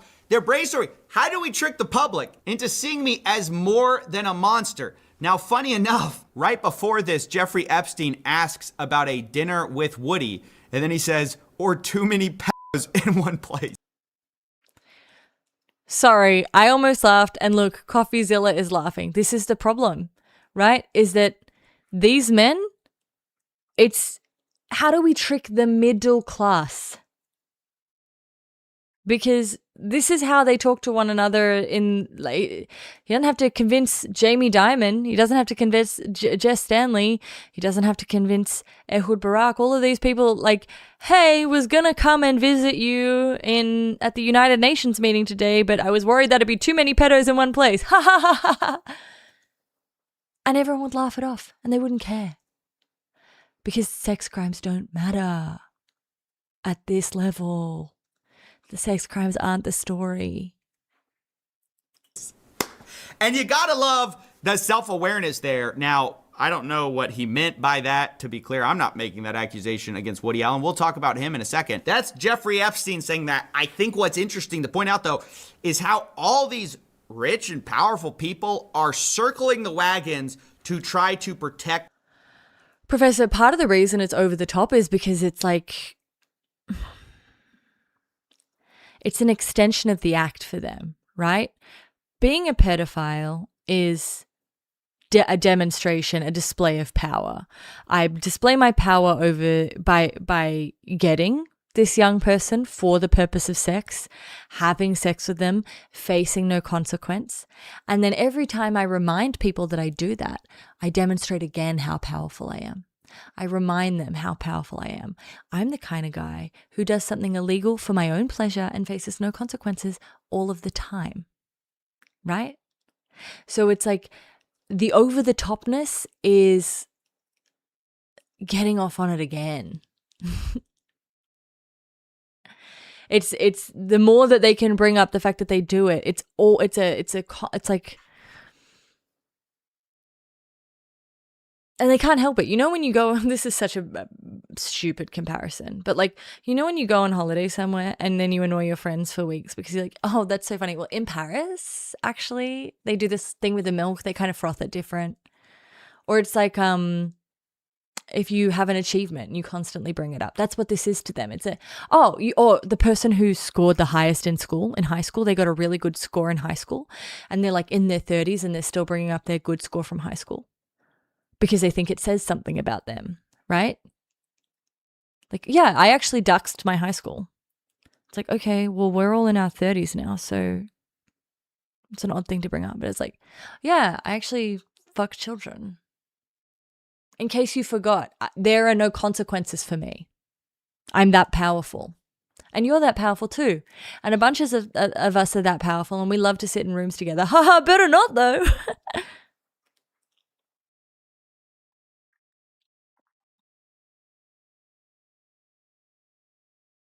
Jeffrey Epstein's reputation, right? This is a guy who at this point has been known for years to have pled guilty to these 2008 charges. This was an open secret. And so Steve Bannon goes along though anyways, and he films this documentary. Found a guy what's worse than interesting is peaked in high he school. starts talking about the documentary and he starts saying, I'm watching our second hour now. Guys were blown away. I didn't think it was as strong at the time, but I was wrong. Need huge part about threat of AI versus reality, threat of climate change. Greenwashing, just like I said, Bill Gates. I've always said Bill Gates greenwashed himself. Elon Musk greenwashed himself. They fucking love to greenwash themselves. It's the easiest way for them to make themselves look morally good. Because it's a problem that they can pretend they're thinking about, but it's far in the future and people don't necessarily want action on it. And they can siphon a lot of money from the government to say that they're taking action on it. So they can actually make themselves look wealthy while make themselves look good, while they can make themselves also look good while they actually don't actually have to do that much. Greenwashing rocks. It's way better than any other kind of moral washing. Caitlin Riley, is she the character actress, Faith? Does she do the high school thing? Hey, vluptuate, vluptuate.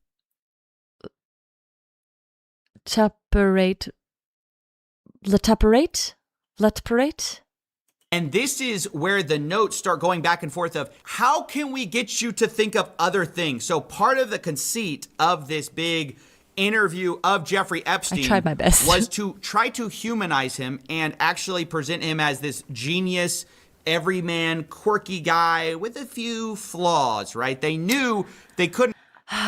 Evan Starcraft, I ask myself this every day. Every day. Every day I ask myself this. And they do it on so many different levels and so many different varieties. You always get a shock. You think you've pinned them down, and then they do something different. And you're like, oh my God, I hadn't even thought of that. Run away from the crimes. To quote, in Bannon's words, yes, yes, yes, of course, but we must counter rapists who traffics in female children to be raped by world's most powerful, richest men. That can't be redeemed. Can't by the redeem middle the class. You are a lot of things which we will show, but you are not that. Bannon is aware that like they can't fully embrace the Epstein thing. They have to kind of make it about more than that. And if you see the YouTube clip going around, that's what that is. And it's been so interesting to watch the reaction because you see, even for people who've been prepped with the idea that this is basically propaganda, some of them still fall for it. They post things like, you know, oh, bro is casually confirming the world's conspiracies because he's talking about 2008. But guys, that's the whole deception. They're like trying to be like, hey, this guy, this horrible monster, he's going to tell you the secrets of the inside club. So you think more, that's the whole thing. But it's also like, I keep telling you, and I don't have enough puzzle pieces to fully make this picture. He knows about 2008 because he did 2008. He's not exposing the bad guys. He knows it. He's a snitch. He was in on it. He did it. Vituperate. Oh. Well, why is that your name? That's a scary name. Why have we got this sad Pepe with this scary name? Vituperate. You don't need to be doing that. Vituperate?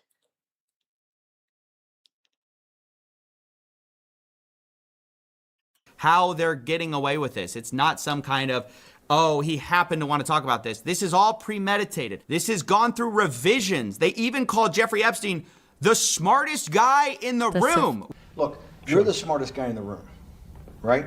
You know that. It's honestly ridiculous. Men love saying that to other men. You're the smartest guy I know. You're the smartest guy I know. You're the smartest guy in the room. Did anyone ever tell you that? Anyone believes the false conceit of, you're obviously the smartest man in the room. You could tell us the world's secrets. I mean, this guy, honestly, he talks about some of his engagements, like with the Rockefeller board, and he tries to say that owning a calculator is why he got that. It was very advanced in those days to have a Texas Instrument calculator where... And when we watched this the other day, remember what we learned? Joe also had this calculator. As did every single person who took maths in year 11. The calculator not so special anymore, Jeffrey. It could, by putting in the numbers, it would multiply for you to do square roots. And that was the first, and everyone who had a calculator could write was letters already on it. advanced on Wall Street. The most important parts of... There was actually alphabet letters on this Texas Instrument calculator, so you could just write full notes. And I went to an all-girls school, so obviously we used the calculators as text message machines, and would put a little note in for our friend and slide the calculator across the desk. It's clever. Better than writing in your notebook. business were really now going to calculations. Places like Rockefeller needed someone to say, look, we're entering a different world where numbers and the numbers of companies, portfolio management was going to be balanced. It was going to be statistical. Jeffrey, could you come on the board? Can I just say, CoffeeZilla should obviously collab eventually in my future cryptocurrency video because we look so nice watching things together. I can change my lighting to be less yellow, but it's obvious to me that the collab should occur.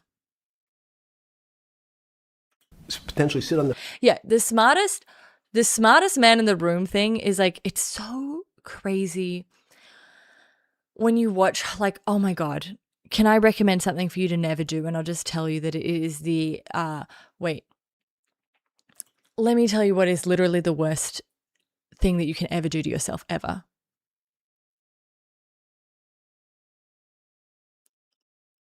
Watch the All In podcast. I know, Johnny. I'm really bringing something to the table. You watch that All In podcast, it's like rich men talking about how rich and smart they are. They love talking about it, and then you get like you get someone like Mark Andreessen, and he loves, oh, James Burnham this, and I've read the political theorists, I've read all of philosophy, actually. They love, there's nothing these men who got rich from, dare I say this? I'm going to say it. This is the truth about startups. You get rich by luck. Even if the idea is great, there are thousands of great ideas in the startup world that fail every year. So essentially, you get rich by luck, one. Two, the other thing you get rich by, particularly in the tech world, is government money. The government gives you money and you get rich. It's amazing. So these people who got rich through a combination of being subsidized by the government and luck suddenly believe that there's some great intellect. And not only have they come up with this business that's going to change the world, which usually is made better by other people further down the road who have more expertise in it. Like PayPal, for instance, fucking sucked originally, right? Usually the idea that they had, it was more that they worked really hard and they were in the right place at the right time. That's what got the idea off the ground, not some level of genius, but these men are convinced they're geniuses. And when they get around enough other men who also want to be geniuses, so they just sit in the room telling each other what big geniuses they are and how genius they are. They have that American Psycho business card scene, right, where they're like, oh, here we are at the chamber. Not only do they start believing they're high on their own supply. Oh my God, I'm a genius. I made this app. I made this program. I made this thing, and it was successful. And now I have all this money, and money is evidence that I'm a genius, right? I must be a genius, and I get to decide now who to give my money to. I'm deciding who the other geniuses are. So all the geniuses are working together, and then they get this crazy idea. And I'm telling you, it's fucking insane. They get a little bit of money, a little bit of success, and they think, I'm going to pick up Plato.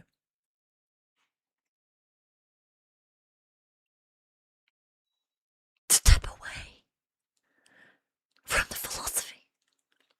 And then they start reading a bunch of shit they don't get. But they don't want to waste it. It's annoying. God forbid they actually have to read the canon. Let's just jump to the exciting people we heard a lot about when we were teenage boys. I'm going to go back to Nietzsche. I'm going to go to the guys that, I'm going to go to Machiavelli. I'm going to go to the guys that I like. Then I'm going to go to the obscure guys that my friend, who's also a genius, told me about because he knew a guy who knew a guy who knew a guy. I'm going to read someone like Burnham. I'm going to read someone like Christopher Lash. I'm going to read some people who allow me to feel that I've tapped into something that no one else knows about. Because that's part of being a genius, right? Everyone's read Plato. But not everyone's read Burnham. I'm actually a real expert at this. I've read all of this. I've read all of philosophy. And because I read all of philosophy and I am a genius, I should decide how the government works. I should rule the world. And that, my friends, is what is happening with these men. Okay? That's what they do. The sex shit, that's just on the side to prove to each other how powerful they are. Yeah, guys, I'm Australian. I don't know what to tell you. I also love saying things wrong. I love saying Nietzsche. I love, do you want to know what was crazy? I thought her name was Luce Irigaray. As a philosopher, I thought that philosopher was called Luce Irigaray.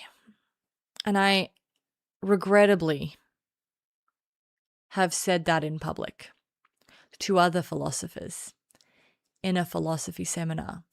Now, mind you, I was shocked when I found out that is Luce Irigaray, not Luce Irigaray. Luce Irigaray. Oops. Anyway. Just a little rant.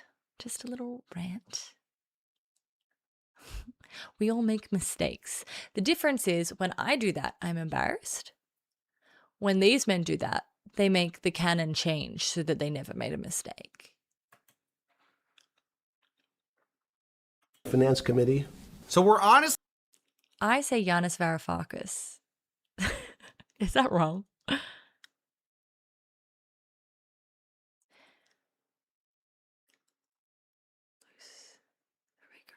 Irigaray. Yeah, see, I don't know what the fuck I'm saying. I've read all of her work. I still don't know how to say her name. But to me, it's like it's a friendly thing that we got going on. Supposed to believe that Jeffrey Epstein got onto this prestigious Rockefeller board because he had a calculator, but also that he's the smartest guy in the room, the smartest man on Wall Street. And let's not talk about those horrific crimes he committed because, he's not really such a bad guy after all. But it wasn't just Steve Bannon that was trying to humanize or giving advice on how to humanize Epstein. It was also Richard Branson, the famous billionaire. Yeah, but I mean, has anyone ever looked at Richard Branson and been like, yeah, that's a great guy? He was caught emailing Jeffrey Epstein saying, "Dear Jeffrey, it was really nice seeing you yesterday. The boys in water sports can't stop speaking about it. Anytime you are in the area, would love to see you as long as you..." Thanks, guys. I love the positive reinforcement in the chat. Appreciate you all. "Bring your harem." I don't know, that's not that ambiguous, guys. I think we can imagine what that means. But anyways, he says, one, I think if Bill Gates was willing to say that you've been a brilliant advisor to him, that you slipped up many years ago by sleeping with a 17-and-a-half-year-old and were punished for it, that you've more than learned your lesson and have done nothing that's against the law since. And yes, as a single man, you have a penchant for women, but there's nothing wrong with that. Anyway, something along those lines. He's giving him PR advice. How to get your reputation back. Hey, Jeffrey, privately, I loved you. You know why he's giving... Yes, Richard Branson of Virgin fame. You know why he's giving PR advice? Because this doesn't feel like a situation that is so foreign to him that he couldn't be in it himself, right? These men are willing to give advice on things like this because they're like, oh yeah, easy mistake for anyone to make. I myself could have been caught in this situation. That's what you will be less shocked about these kinds of disclosures when you realize that these men are all the same. Right? Unless you're like Finkelstein, who's like, you're a pedophile, I want nothing to do with you. On the first interaction, then you're the same. For ages, everyone loved to say like, oh no, but you understand these people have to network in order to get money. And that is true. That is like, it's true in any industry, right? There are things that you can decide that you are willing to do in order to get the money and the connections that you need in order to be successful. And you have the choice to do it that way or to choose not to do it that way. And if I'm seeing you with Jeffrey Epstein more than one time, then yeah, I believe that any crime he's done, you could have done too. Maybe you didn't, but you could have. And the could have means that you're willing to do things like give advice on how to get away with it because you think, oh shit, what would I do if I was in this situation? Yeah, you can come back anytime with your harem. Jeffrey Epstein responds, nice seeing you. Thanks for your hospitality. I appreciate your public relations thoughts. Now, according to the New York Times, a Branson representative said the two had a business meeting and stressed the women were adults and had not attended the meeting. All above board. That's what everyone says, by the way. Remember what Elon Musk said, right? That's the playbook. Admit nothing, deny everything. Speaking of, remember Howard Lutnick, who we showed on video saying that he had never seen. But the interesting thing about Howard Lutnick is why did they allow files? Like, they didn't release all the files. Why release files that show your Secretary of Commerce is lying about his relationship with a sex trafficker unless you're mad at him? Right? Every person exposed by the files tells us something about the current administration. More so than it tells us about that person. Yeah, did I believe Howard Lutnick when he said his shit about... No, you know why? Because remember when we spoke before about Tether and I said Tether isn't just a stablecoin, it is the currency of criminals. It is where any person doing sex trafficking, weapons trafficking, drugs trafficking, terrorism, evading sanctions, any way you want money to disappear, you use Tether. Guess who is Tether's banker traditionally? Howard Lutnick.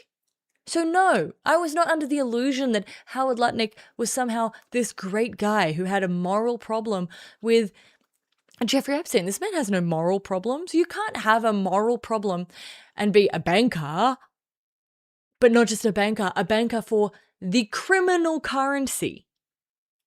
If you wanted someone dead, if you wanted to hire a hit, you'd pay for it with using Tether. Epstein since 2005. So I was never in the room with him socially, for business, or for even philanthropy. Lies. That guy was there. I wasn't going because he's gross. Although also calling him the greatest blackmailer ever. Me with anyone I'm in a situationship with. I was never in a room with him. Not for business, not for friendship. Because he's gross. Obvious lie. This guy was the greatest blackmailer ever. Well, also according to the Times, Lutnick said he spent zero time with him. Exactly, Even though JD. there are emails basically to the contrary, where Epstein is saying, nice seeing you after the conviction. I mean, these people, not only are they lying, they won't even admit when they've been caught lying. But now let's talk about Prince Andrew too, who was caught lying over a woman. at some kind of a party. I mean, just not a good, this is not doing you any favors, you know? I'm actually interested in what Prince Andrew's explanations could be for those photos, only because his previous explanations for things have been so funny. Thank you, Ferricini. Like, when he was like, I sweat a lot. Like, he's going to be like, oh, we were playing light as a feather, thick as a board. Oh, I know Prince Andrew. I, a woman with standards, would never be in a room with a gross man. Zizek is a real thinker, and that's why he's not in any of these rooms, because none of these men actually want to think. They want to do the illusion of thinking. They want the aesthetics of being a genius. They can't handle actual genius, which requires thought. And being around someone who's actually thinking is so annoying. Like, unless you actually give a shit about thinking, you don't want to be in a room with Zizek. Soon will probably be on the comeback tour. It's going to be a bunch of highly paid PR execs. Maybe Steve Bannon can jump in, shoot another 5-hour podcast trying to rehabilitate him, like Prince Andrew. If this had happened today, the email would have been Steve Bannon saying to Jeffrey Epstein, I got to get you on Joe Rogan. We're going to get you on Joe Rogan. I can't remember either, pussies. It was something weird. I read that the past 10 years have been a big fake play by Bannon at basically a no-you media propaganda blitz offensive to cover up for all the criming by redirecting media to their lies. Can I ask a serious question? And I'm saying this as someone who knows a lot about Steve Bannon. Who the fuck is Steve Bannon? Like, where did this man come from?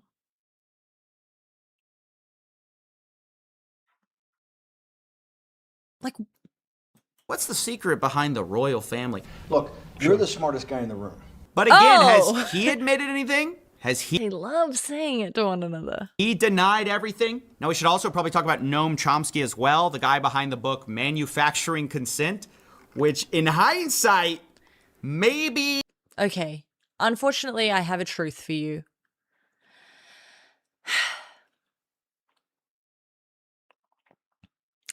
Bad people who do bad things.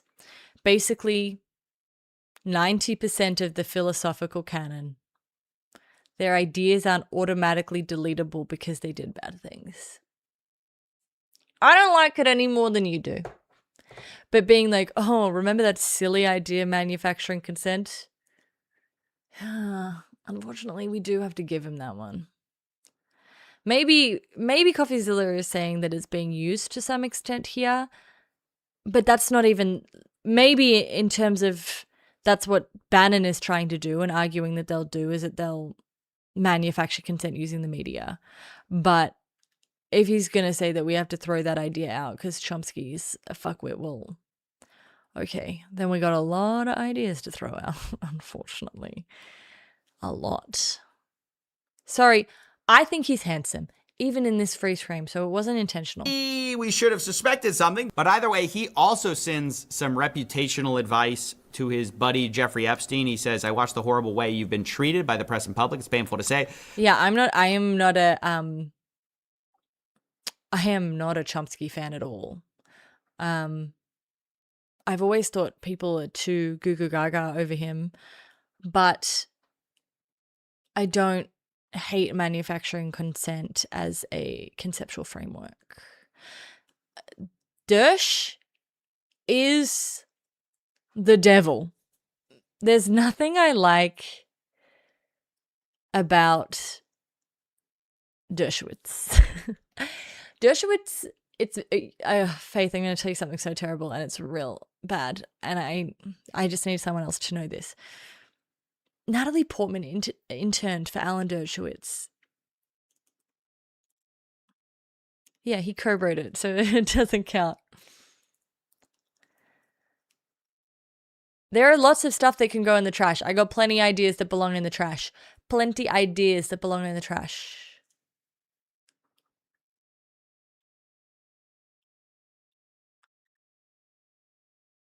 But I think the best way to proceed is to ignore it. when the vultures dearly want is a public response, which then provides a public opening. In general, I think it's best not to react unless directly questioned. Well, that's not manufacturing consent at all. This advice is the opposite of manufacturing consent. Particularly in the current mood. That's the best advice I can think of. No. No, Now he sends that to okay. Matthew Hiltzik of Hiltzik Strategies, who is a also famous PR guy, I guess, trying to help Epstein, I assume, who responds, I think that is wise. Now later talking with Bannon, Epstein loops in Hiltzik again. He says, Matt Hiltzik thought your idea was epic. Hypocrisy of the liberal left.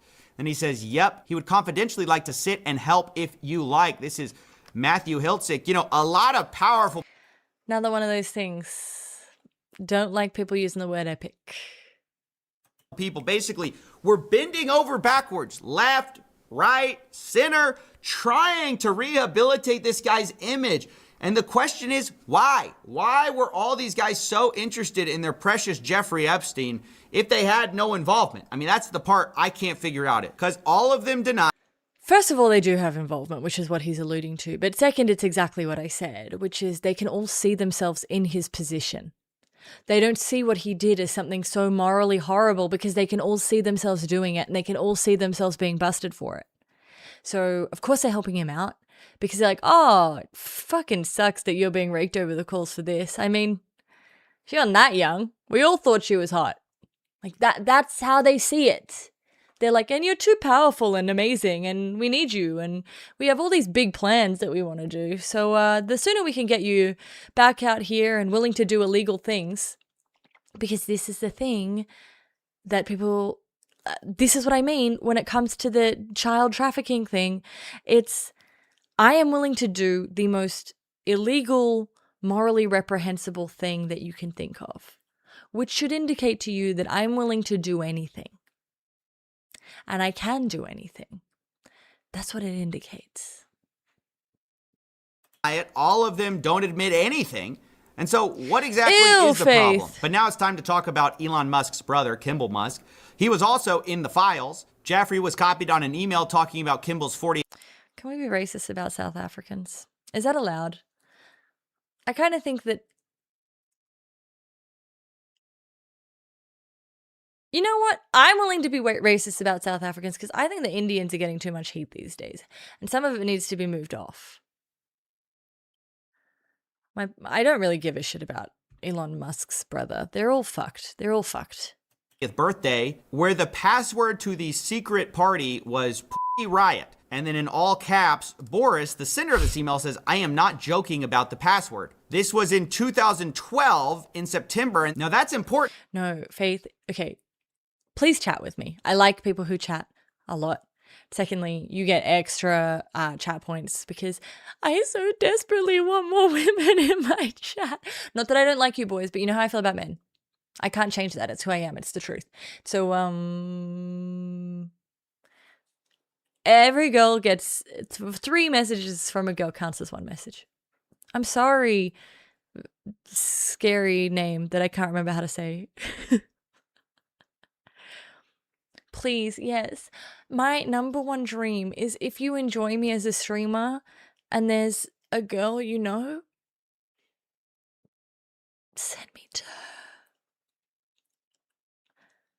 The boomerang that, you know what, I like the not joking about the password.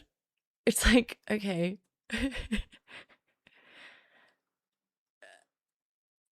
It's like when someone's like, that was a joke.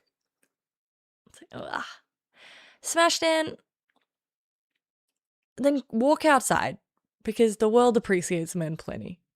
And also, have you chatted yet? Or is this your first chat and you're asking me to appreciate you? Because a little bit later, Kimball Musk You want to be appreciated? You can just chuck me a sub. Then you'll get some appreciation.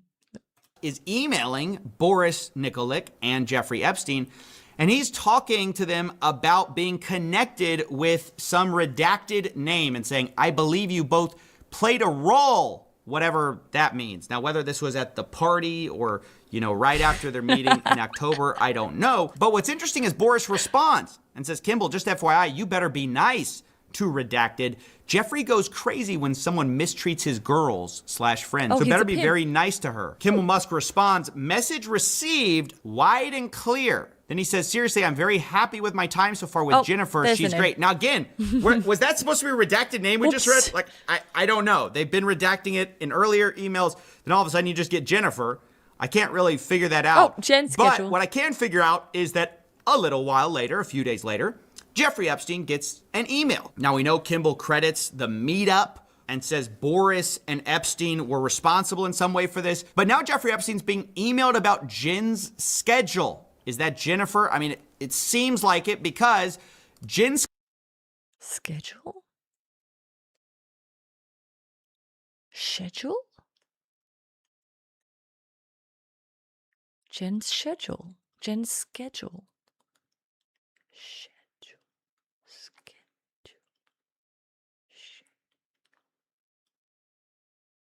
Schedule.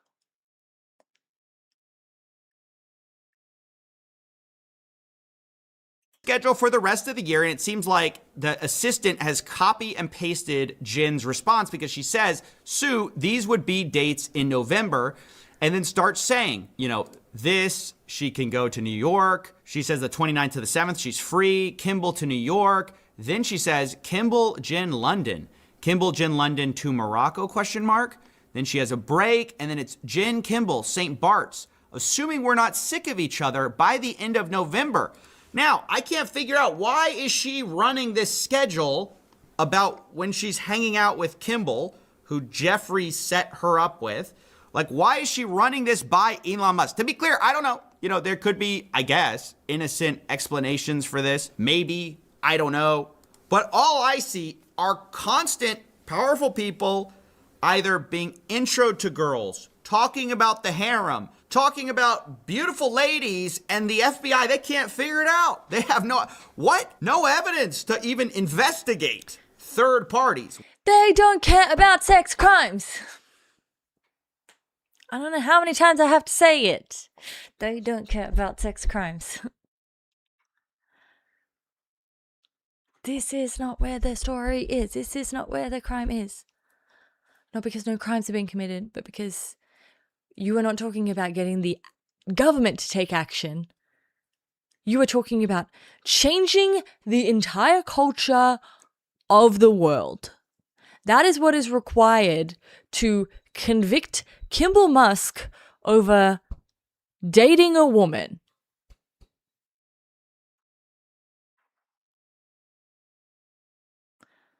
A woman who was trafficked to him, but have fun proving that, because your proof is an email that involves someone who traffics people, but nothing else. That is... Oh, I wonder why the FBI isn't investigating.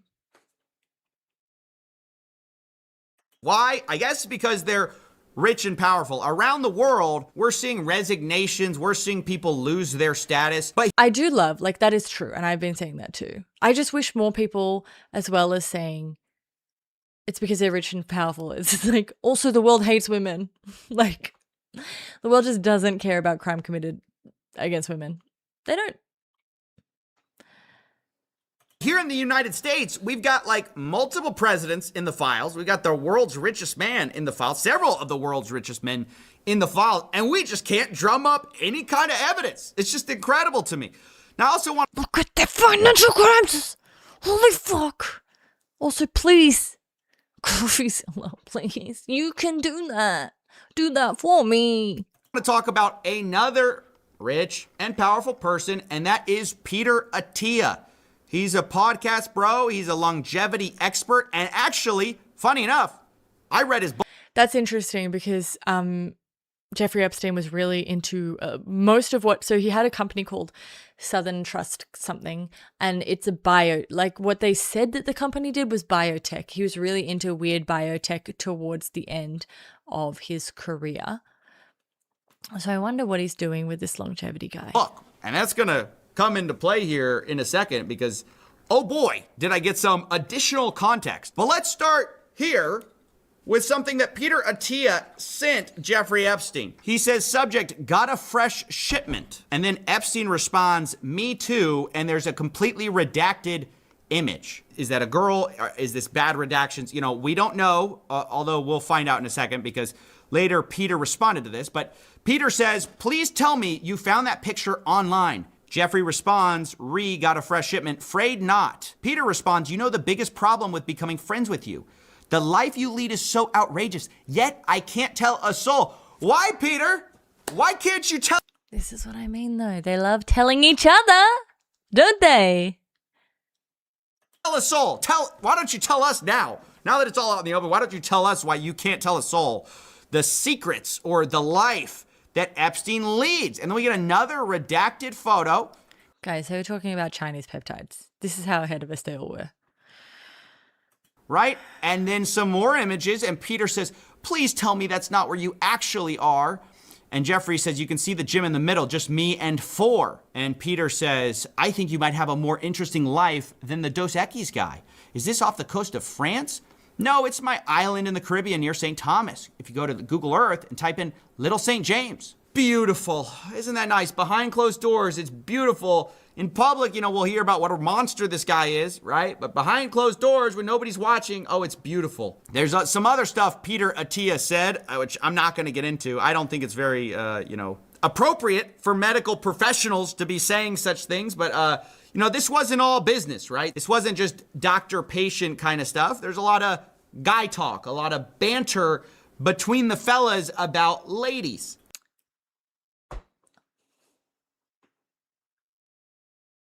I understand what he's saying.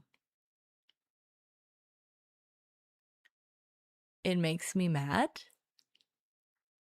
because that shows you the problem, right? They love to be like, oh, it's just a problem of money and billionaires. It's a billionaire. No, it's a patriarchal problem. Well, they're talking about how rich and powerful they are. They're talking about women in degrading ways because the two things go hand in hand. And all that, or that, oh, it's just guy talk, it's just locker room talk. It's what we do when we network in rooms that women aren't allowed access to, because that would kill the vibe of the boys club we have where we're allowed to do anything we want, like talk horrendously about women, because making money and raping women go hand in hand. So both of it's what we do. And maybe that's why Peter Attia says that hopefully Jeffrey Epstein is in town when I'm back in 2 weeks. I go into Jeffrey Epstein withdrawal when I don't see him. So guys, these two were close. I mean, apparently so close that, Peter Attia goes into withdrawal when he doesn't see him. Peter Attia says, are you on island? Jeffrey Epstein says, P Beach, probably Palm Beach. And he says, what do you do when you get there? Jeffrey Epstein, guess. Peter Attia, besides that, they're not even trying to hide it, guys. This is barely code at this point. It's not code. Why would they hide it? They don't have to hide it. Besides that, Jeffrey, we know what you do, right? So it's so funny that the FBI's like, we don't know. We can't tell what's out there. We have no evidence, right? No evidence that could predicate an investigation against uncharged third parties, and then proceed to... What do you want to charge them for? Like, genuinely? What are you charging them for? What, based on what you just read, you can be disgusted, you can be outraged, you can go, wow, money and patriarchy. The way the world works is shocking and disgusting and morally reprehensible.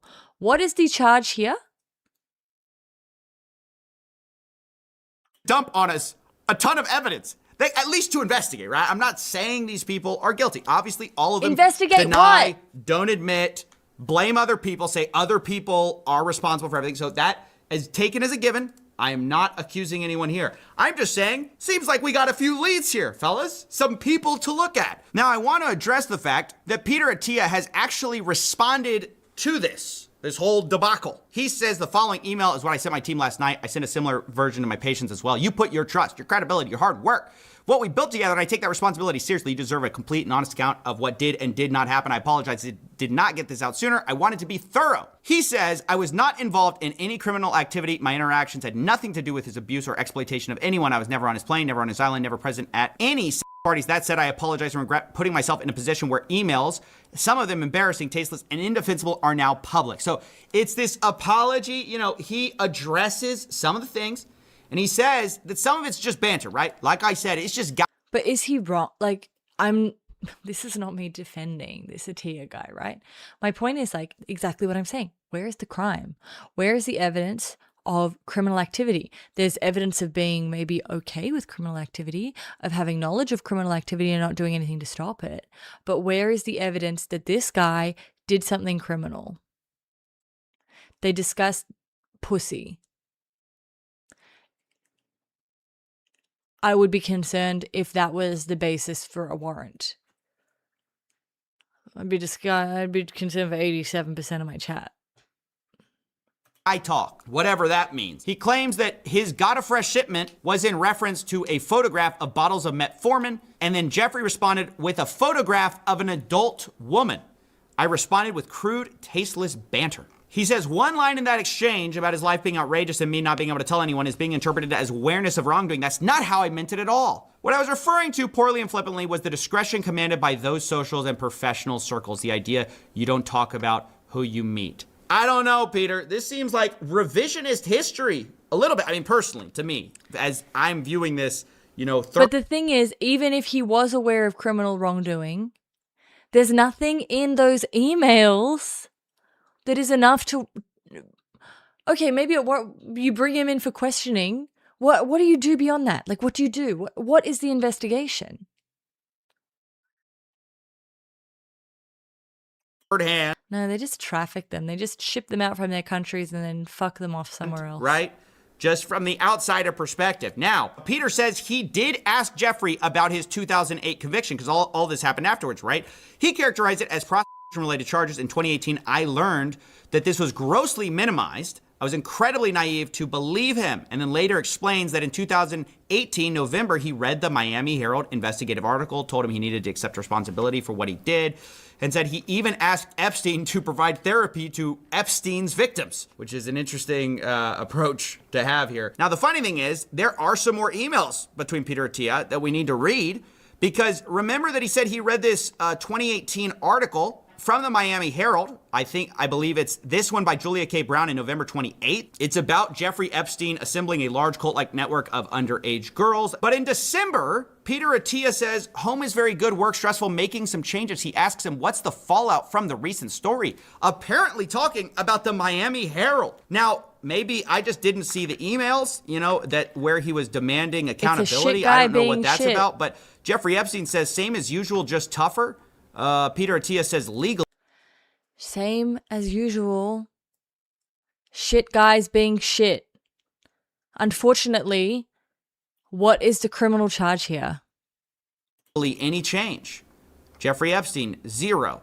So, I don't know. Maybe this whole... He lied. You gotta provide therapy to, these victims happened. I haven't seen it yet. I definitely could see it. But it's just kind of shocking. I just kind of don't buy it. Like the whole... No. Is there any change legally? That more... Don't buy any of what any of them have to say. They're bad people who live in a world that rewards you for being a bad person and who is impressed by badness, where moral corruption is a sign of wealth accumulation and power, where this is seen as something admirable. These bad men are bad, and no amount of them telling you they're good changes that. But that is a problem that is beyond the idea. When people are like, the argument that happens with the police, where people are like, it's not just it's a few bad apples, and then other people be like, it's systemic. It's not a few bad apples. Like the problem is within the culture of policing, within the history of policing. This is the problem here. It's like, go watch it yourself. Watch my steez. There's 5 million views on this video. You are more than welcome to go watch it yourself. Let me help you watch it yourself. Sounds like the point is, though, it's like I agree with him in terms of, yeah, this guy's probably lying and he probably didn't tell them to go and get therapy, right? But why would we believe that anyway? Regardless of if he told, if he was like, Oh, yeah, I told him to supply therapy. You were still emailing the dude. You were still part of this, like, conglomerate of, like, loser men who were getting off on this sort of thing. No, he's a bad guy. And the best that we can hope for is reputational damage that he doesn't recover from. But there's not a criminal charge here. You're covering yourself. I mean, just to be honest. But maybe I could look past all of that if not for the thing we're about to see, which just in my mind is maybe the worst thing I've seen in the files. Not for its, explicitness, the amount of simping that people did for Jeffrey Epstein. Now they all... Because he had power and he had money and he had connections, and that's all what they desperately wanted as well. And what do you do to the person who you think is the key to making your dreams come true? This is who Jeffrey Epstein was for all of these powerful men. He was the guy who knew the guy that you needed to know to get the deal. He was the guy who had the money that you needed to get the prototype. He was the guy who could move your money so you didn't have to pay taxes. He was the guy who knew how to get you this. He knew how to get you into that room. Like, unfortunately, yeah, they're all going to simp. They are all going to simp in the same way that people simp when they meet the motherfucking president. Say, oh, it was a personal mistake, blah, blah, blah. I regret it. I didn't look into it enough. But the level is just, you've never seen anything like it. So remember I said I read a book Illuminatus. by Peter Attia. It was called Outlive, and he's supposed to be this doctor who knows a lot about longevity. So he writes it, and I picked it up because at the rate we're getting rid of these crimes, I need to live forever in order to try to stop some of these scams. But as I pick up this book, and one of the things in the book is Peter Attia kind of reflecting internally about how he's kind of been a bit, and I'm paraphrasing here, but a bit of a psycho. Sure, look, he became that guy by being the guy who was willing to take the risk to do the bad thing and having charisma. And then, yeah, just being able to be, if you're willing to do illegal things, it's weird. People who are willing to do crime, it's a high risk, high reward industry, crime. So you had enough charisma to get onto the trading floor at Bear Stearns, and then you found some shady ways to hide money and do deals. So they made you a partner so that you could do it for all their big clients, so that you could hide their money for them and do shady deals. And then when you got clapped by the SEC for doing that and you had to move out of there quickly so you didn't get caught, you move into money laundering and arms laundering, and that's very profitable too.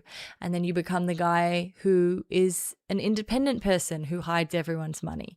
And when you're the person who hides people's money, who wants their money hidden? People with a lot of money. So suddenly you're a guy who knows everyone who has a lot of money because you worked out how to do shadow banking and offshore banking and hide everyone's money in the Caribbean. And once you knew how to do that, you knew everyone. In his life, and he needed to focus on family stuff. And so he it's almost a confessional of some embarrassing things in his life. And honestly, it comes off as very vulnerable, very self-reflective. He's this doctor telling other people what to do, but he's not a very good patient. That's kind of how it comes off.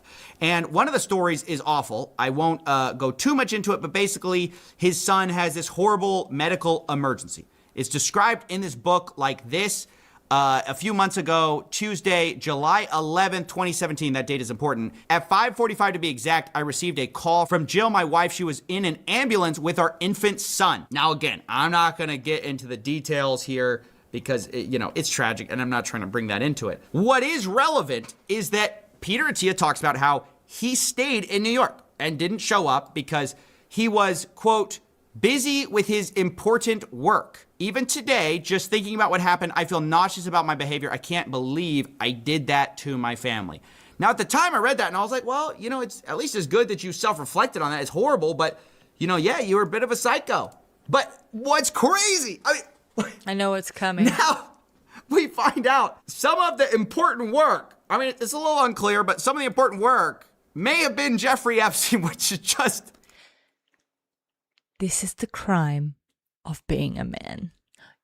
Just genuinely not giving a fuck about your family when you can hang with the boys and do illegal shit. Oh, it's so dark to imagine. Remember... And I wish we could prosecute people for the crime of being men. I fucking wish. But unfortunately, that is not yet a crime. He says July 11th, 2017 is when this all happened. And then he says he did not come home to San Diego until Friday the following week, 10 days later. So July 11, 2017, 2 days after this happens, he's talking to Jeffrey Epstein. And they seem to be coordinating about something. Sure, what time? Jeffrey Epstein, 9:30. Peter Attia responds, sure, I can come earlier. Also, if you have a hard stop at 10, let me know. You're hanging out with Jeffrey? I don't... Fuck your kid, right? That's a woman's say. job anyway. This is out of pocket. I mean, there's no ugly watches. No explanation for this. I mean, I didn't see this in the response from Peter. I mean, maybe he thinks he addresses it because he already admitted that was like scummy, but that is just. There's a reason that didn't make it into the book. Is what I'm trying to say. Sure. I didn't see that in the book when I read it. I didn't see. I was actually. One of the things I needed to do, my important work, was seeing or talking to Jeffrey Epstein. I mean, isn't that weird?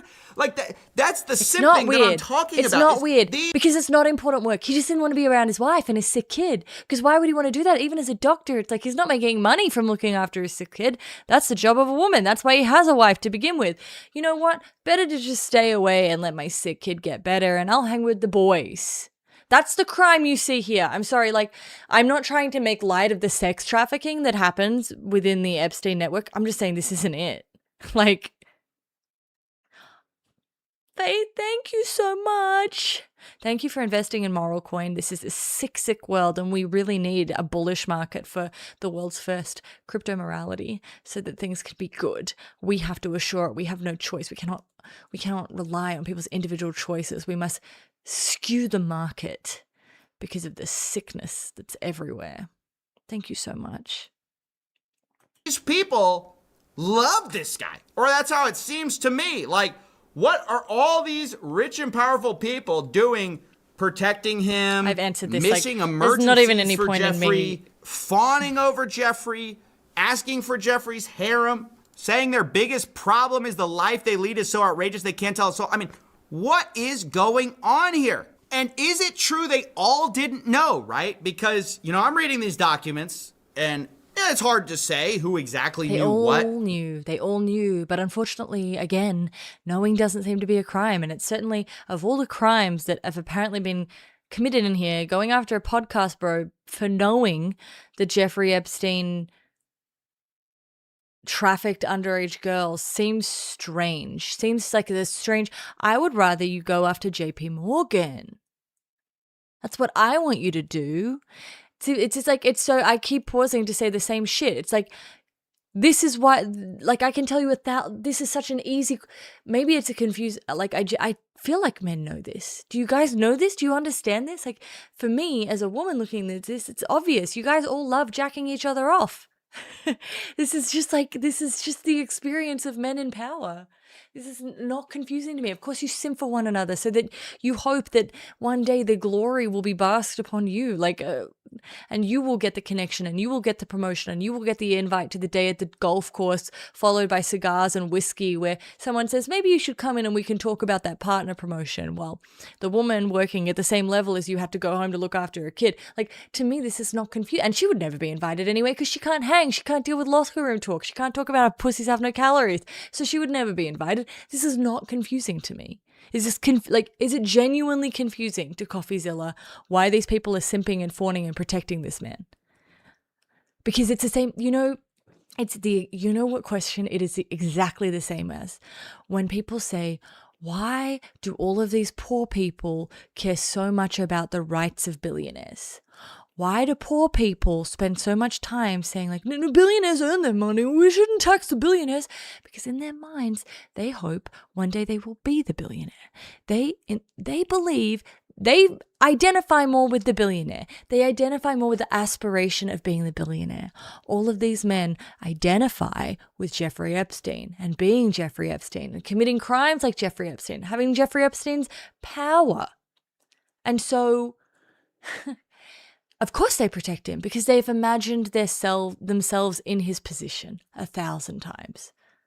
She might be able to, and that would be glorious to see her chime in. Win. But I don't believe, remember, they're all denying it. I don't believe nobody knew, right? They all Clearly, knew. some people knew what was going on, and there's all this kind of coded language in the files where they talk about this stuff almost in like a nudge kind of way. Yeah, that's I mean, me. here's some Woody Allen stuff. He was in the files. He says his business office, if you can make out the check to me, it looks I would have been more shocked if Woody Allen wasn't in the files. very bad because then it looks like a gift to me. He says that to Epstein. He says, I don't want to be one of your women, or should I say, girls. And what's that? Oh, how Exactly, do we? sure. Come on, guys. Woody says, I would be much more expensive than your girls. You wouldn't be able to afford me. Jeffrey responds, yes, the price to pay would be too high. Woody says, this will It's not coded. It's what he's seeing here is coded is their attempts at humor and wit. They're not coding it. They're trying to turn it into witty banter to make it fun. Because why would you just say, hey, remember when you sexually assaulted a bunch of young girls? Remember that? That's not fun. You have to make it into, hey, look at this witty banter we have over this shared secret that makes us part of a special club. be a beautiful friendship. And then Jeffrey says, as long as I follow orders, smiley That's so face. true, Squall J. Woody Allen sends a message saying Woody says the exact same thing, but in a dirtier way. Jeffrey responds, what did he say? Woody Allen, are you kidding? I can't put it in writing. I mean, no evidence, no evidence. How? Come on. I think I see a little bit of evidence. I'm squinting, but I think I can see a little bit of. It's suggestion of evidence. That's what makes it difficult. They're suggesting they did the wrong thing, and they're suggesting that they both know they did the wrong thing. They're saying, you and I both know what we did. It's like, yeah, we do. We do know what we did, and it was wrong. It was wrong. It was illegal. It was illegal. Do you want to write it out? Do you want to write it out? No, we can't write it out. You read something like that, you're like, okay, they obviously did something bad, but there's nothing actually on the paper that says they did the bad thing.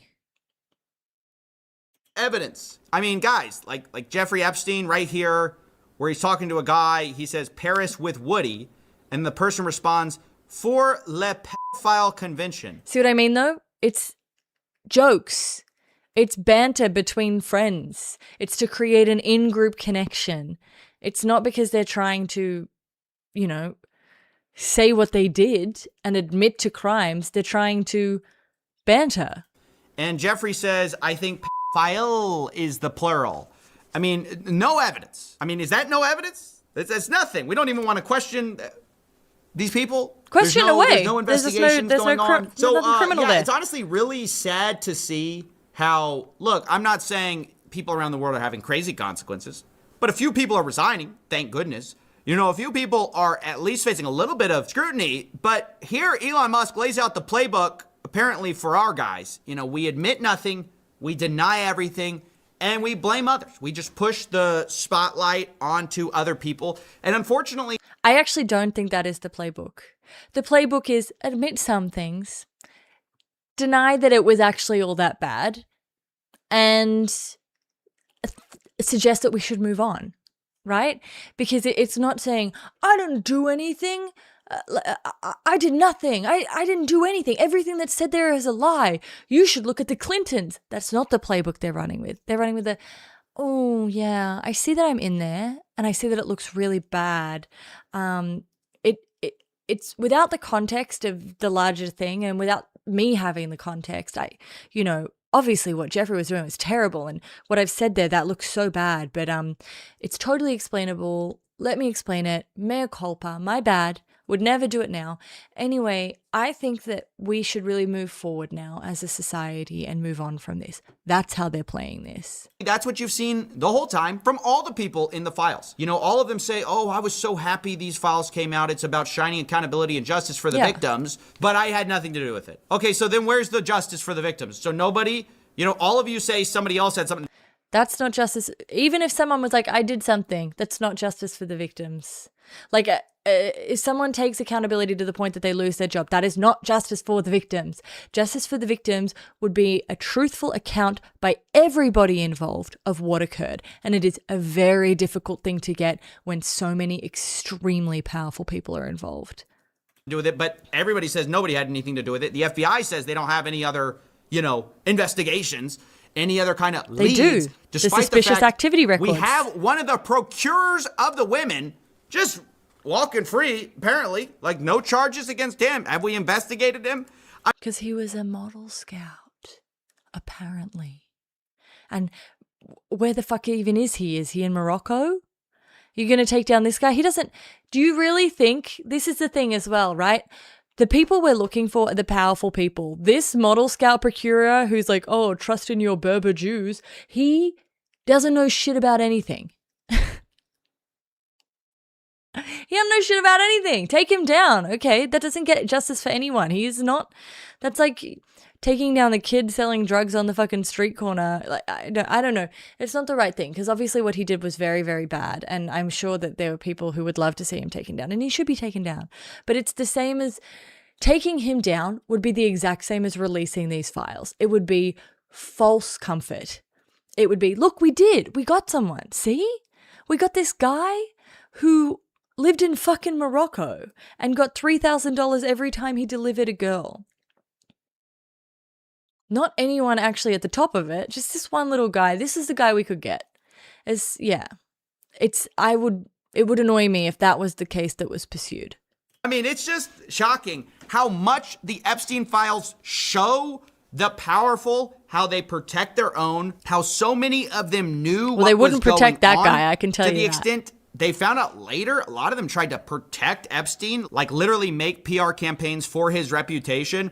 And this is a dark look at the state of the world, honestly, because Epstein happened a while ago, but the reason everyone cares is because there's other Epsteins around, right? There's other people evading accountability all the time. There's other people that It won't be this Musk. He's got band too much of money, billionaires and power brokers. The other thing is, it's not just that Elon Musk has too much money, right? What you have to...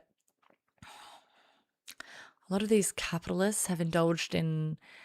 they've become succubuses, parasites to the government in very dangerous ways, in that a lot of important defense tech, intelligence tech, space tech, tech that the government uses is privately owned and privately supplied by people like Elon Musk. You try and take Elon Musk down, he goes, okay, I'll say goodbye to all of your satellites. Say goodbye to every satellite you use. It's not going to be Elon Musk.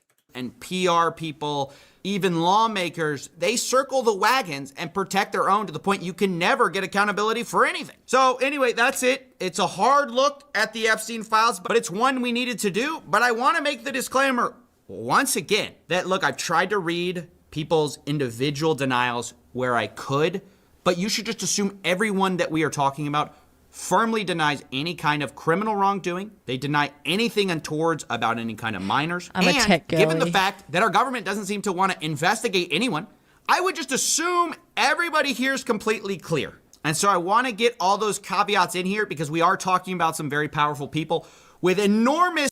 Ghislaine is a willing fall guy at the moment, but she's more powerful than people realize. Ghislaine is extremely powerful.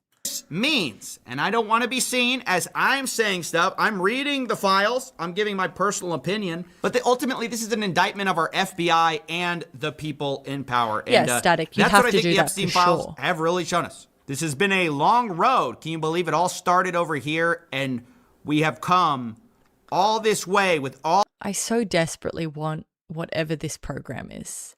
If I had this program, I'd be unstoppable.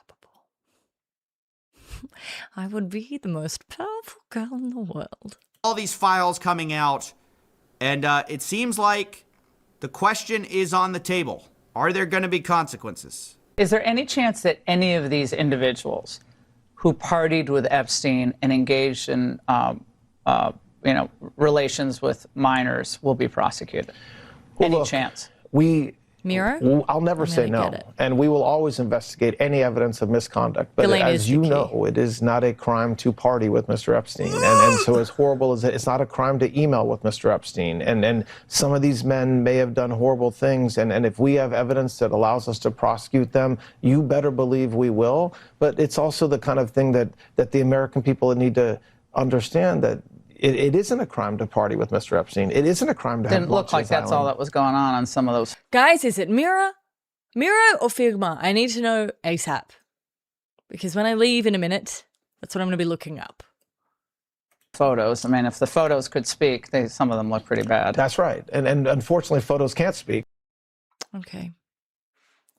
Welcome back to The Voice. Today. Stop yelling at me. Obsidian, I understand what you're saying. I understand. But the thing that annoys me with Obsidian is I want to take pictures and stick them. And every time I put a picture in a file in Obsidian, it creates its own little thing in the sidebar. I don't want it in the sidebar. I just want it where I want it. And everything in Obsidian creates its own little funky little fucked up link. I don't want a fucked up link. Okay? He always yells at me. This is always, I think men find it exciting. Hey guys! Hey! Yeah, it was that was part of the question. The watcher, the person said, will any of the people who partied with Epstein, we shouldn't be talking about it like that. Just because Epstein threw parties, it's the same with the Diddy parties. It's like, no. These people congregated together. That's so rude. It's all right. That's what it's there for, I guess. Okay, mirror. Yeah, I don't like an Obsidian who like how links are created and things are created inside. And it's the kind of thing as well that I have to be really careful about any application where I can over optimize, because if I can, I will. I need something where I can just stick the stuff on. Oh, freeform. Ali, you're a genius. That's where I create my vision boards. I should just use my vision board app to make cork boards. Can I get freeform over here on my PC? I know I have it on my Mac. Anyway, this is for me to work out. We've had a lovely time together tonight. We could do more things, but I'm just trying to be consistent rather than go over the top. And I plan on being back on Friday. And I plan on making a Jeffrey Epstein video. And in order to do all of those things, tonight we're just having a cute little 2 to 3 hour stream. Okay? Thank you for being here. Yeah, I made a Notion and now I can't even use it because I optimized it so hardcore that to use it is overwhelming. Thank you, Matthew. Go back and watch it. You can go back and watch it. I'm glad you were able to clean your flat. That is the ideal use. That is the ideal use for my stream. Yay, Catashell. Thank you for being here. Thanks so much, guys. Have a great day. I would raid, but I don't know how. So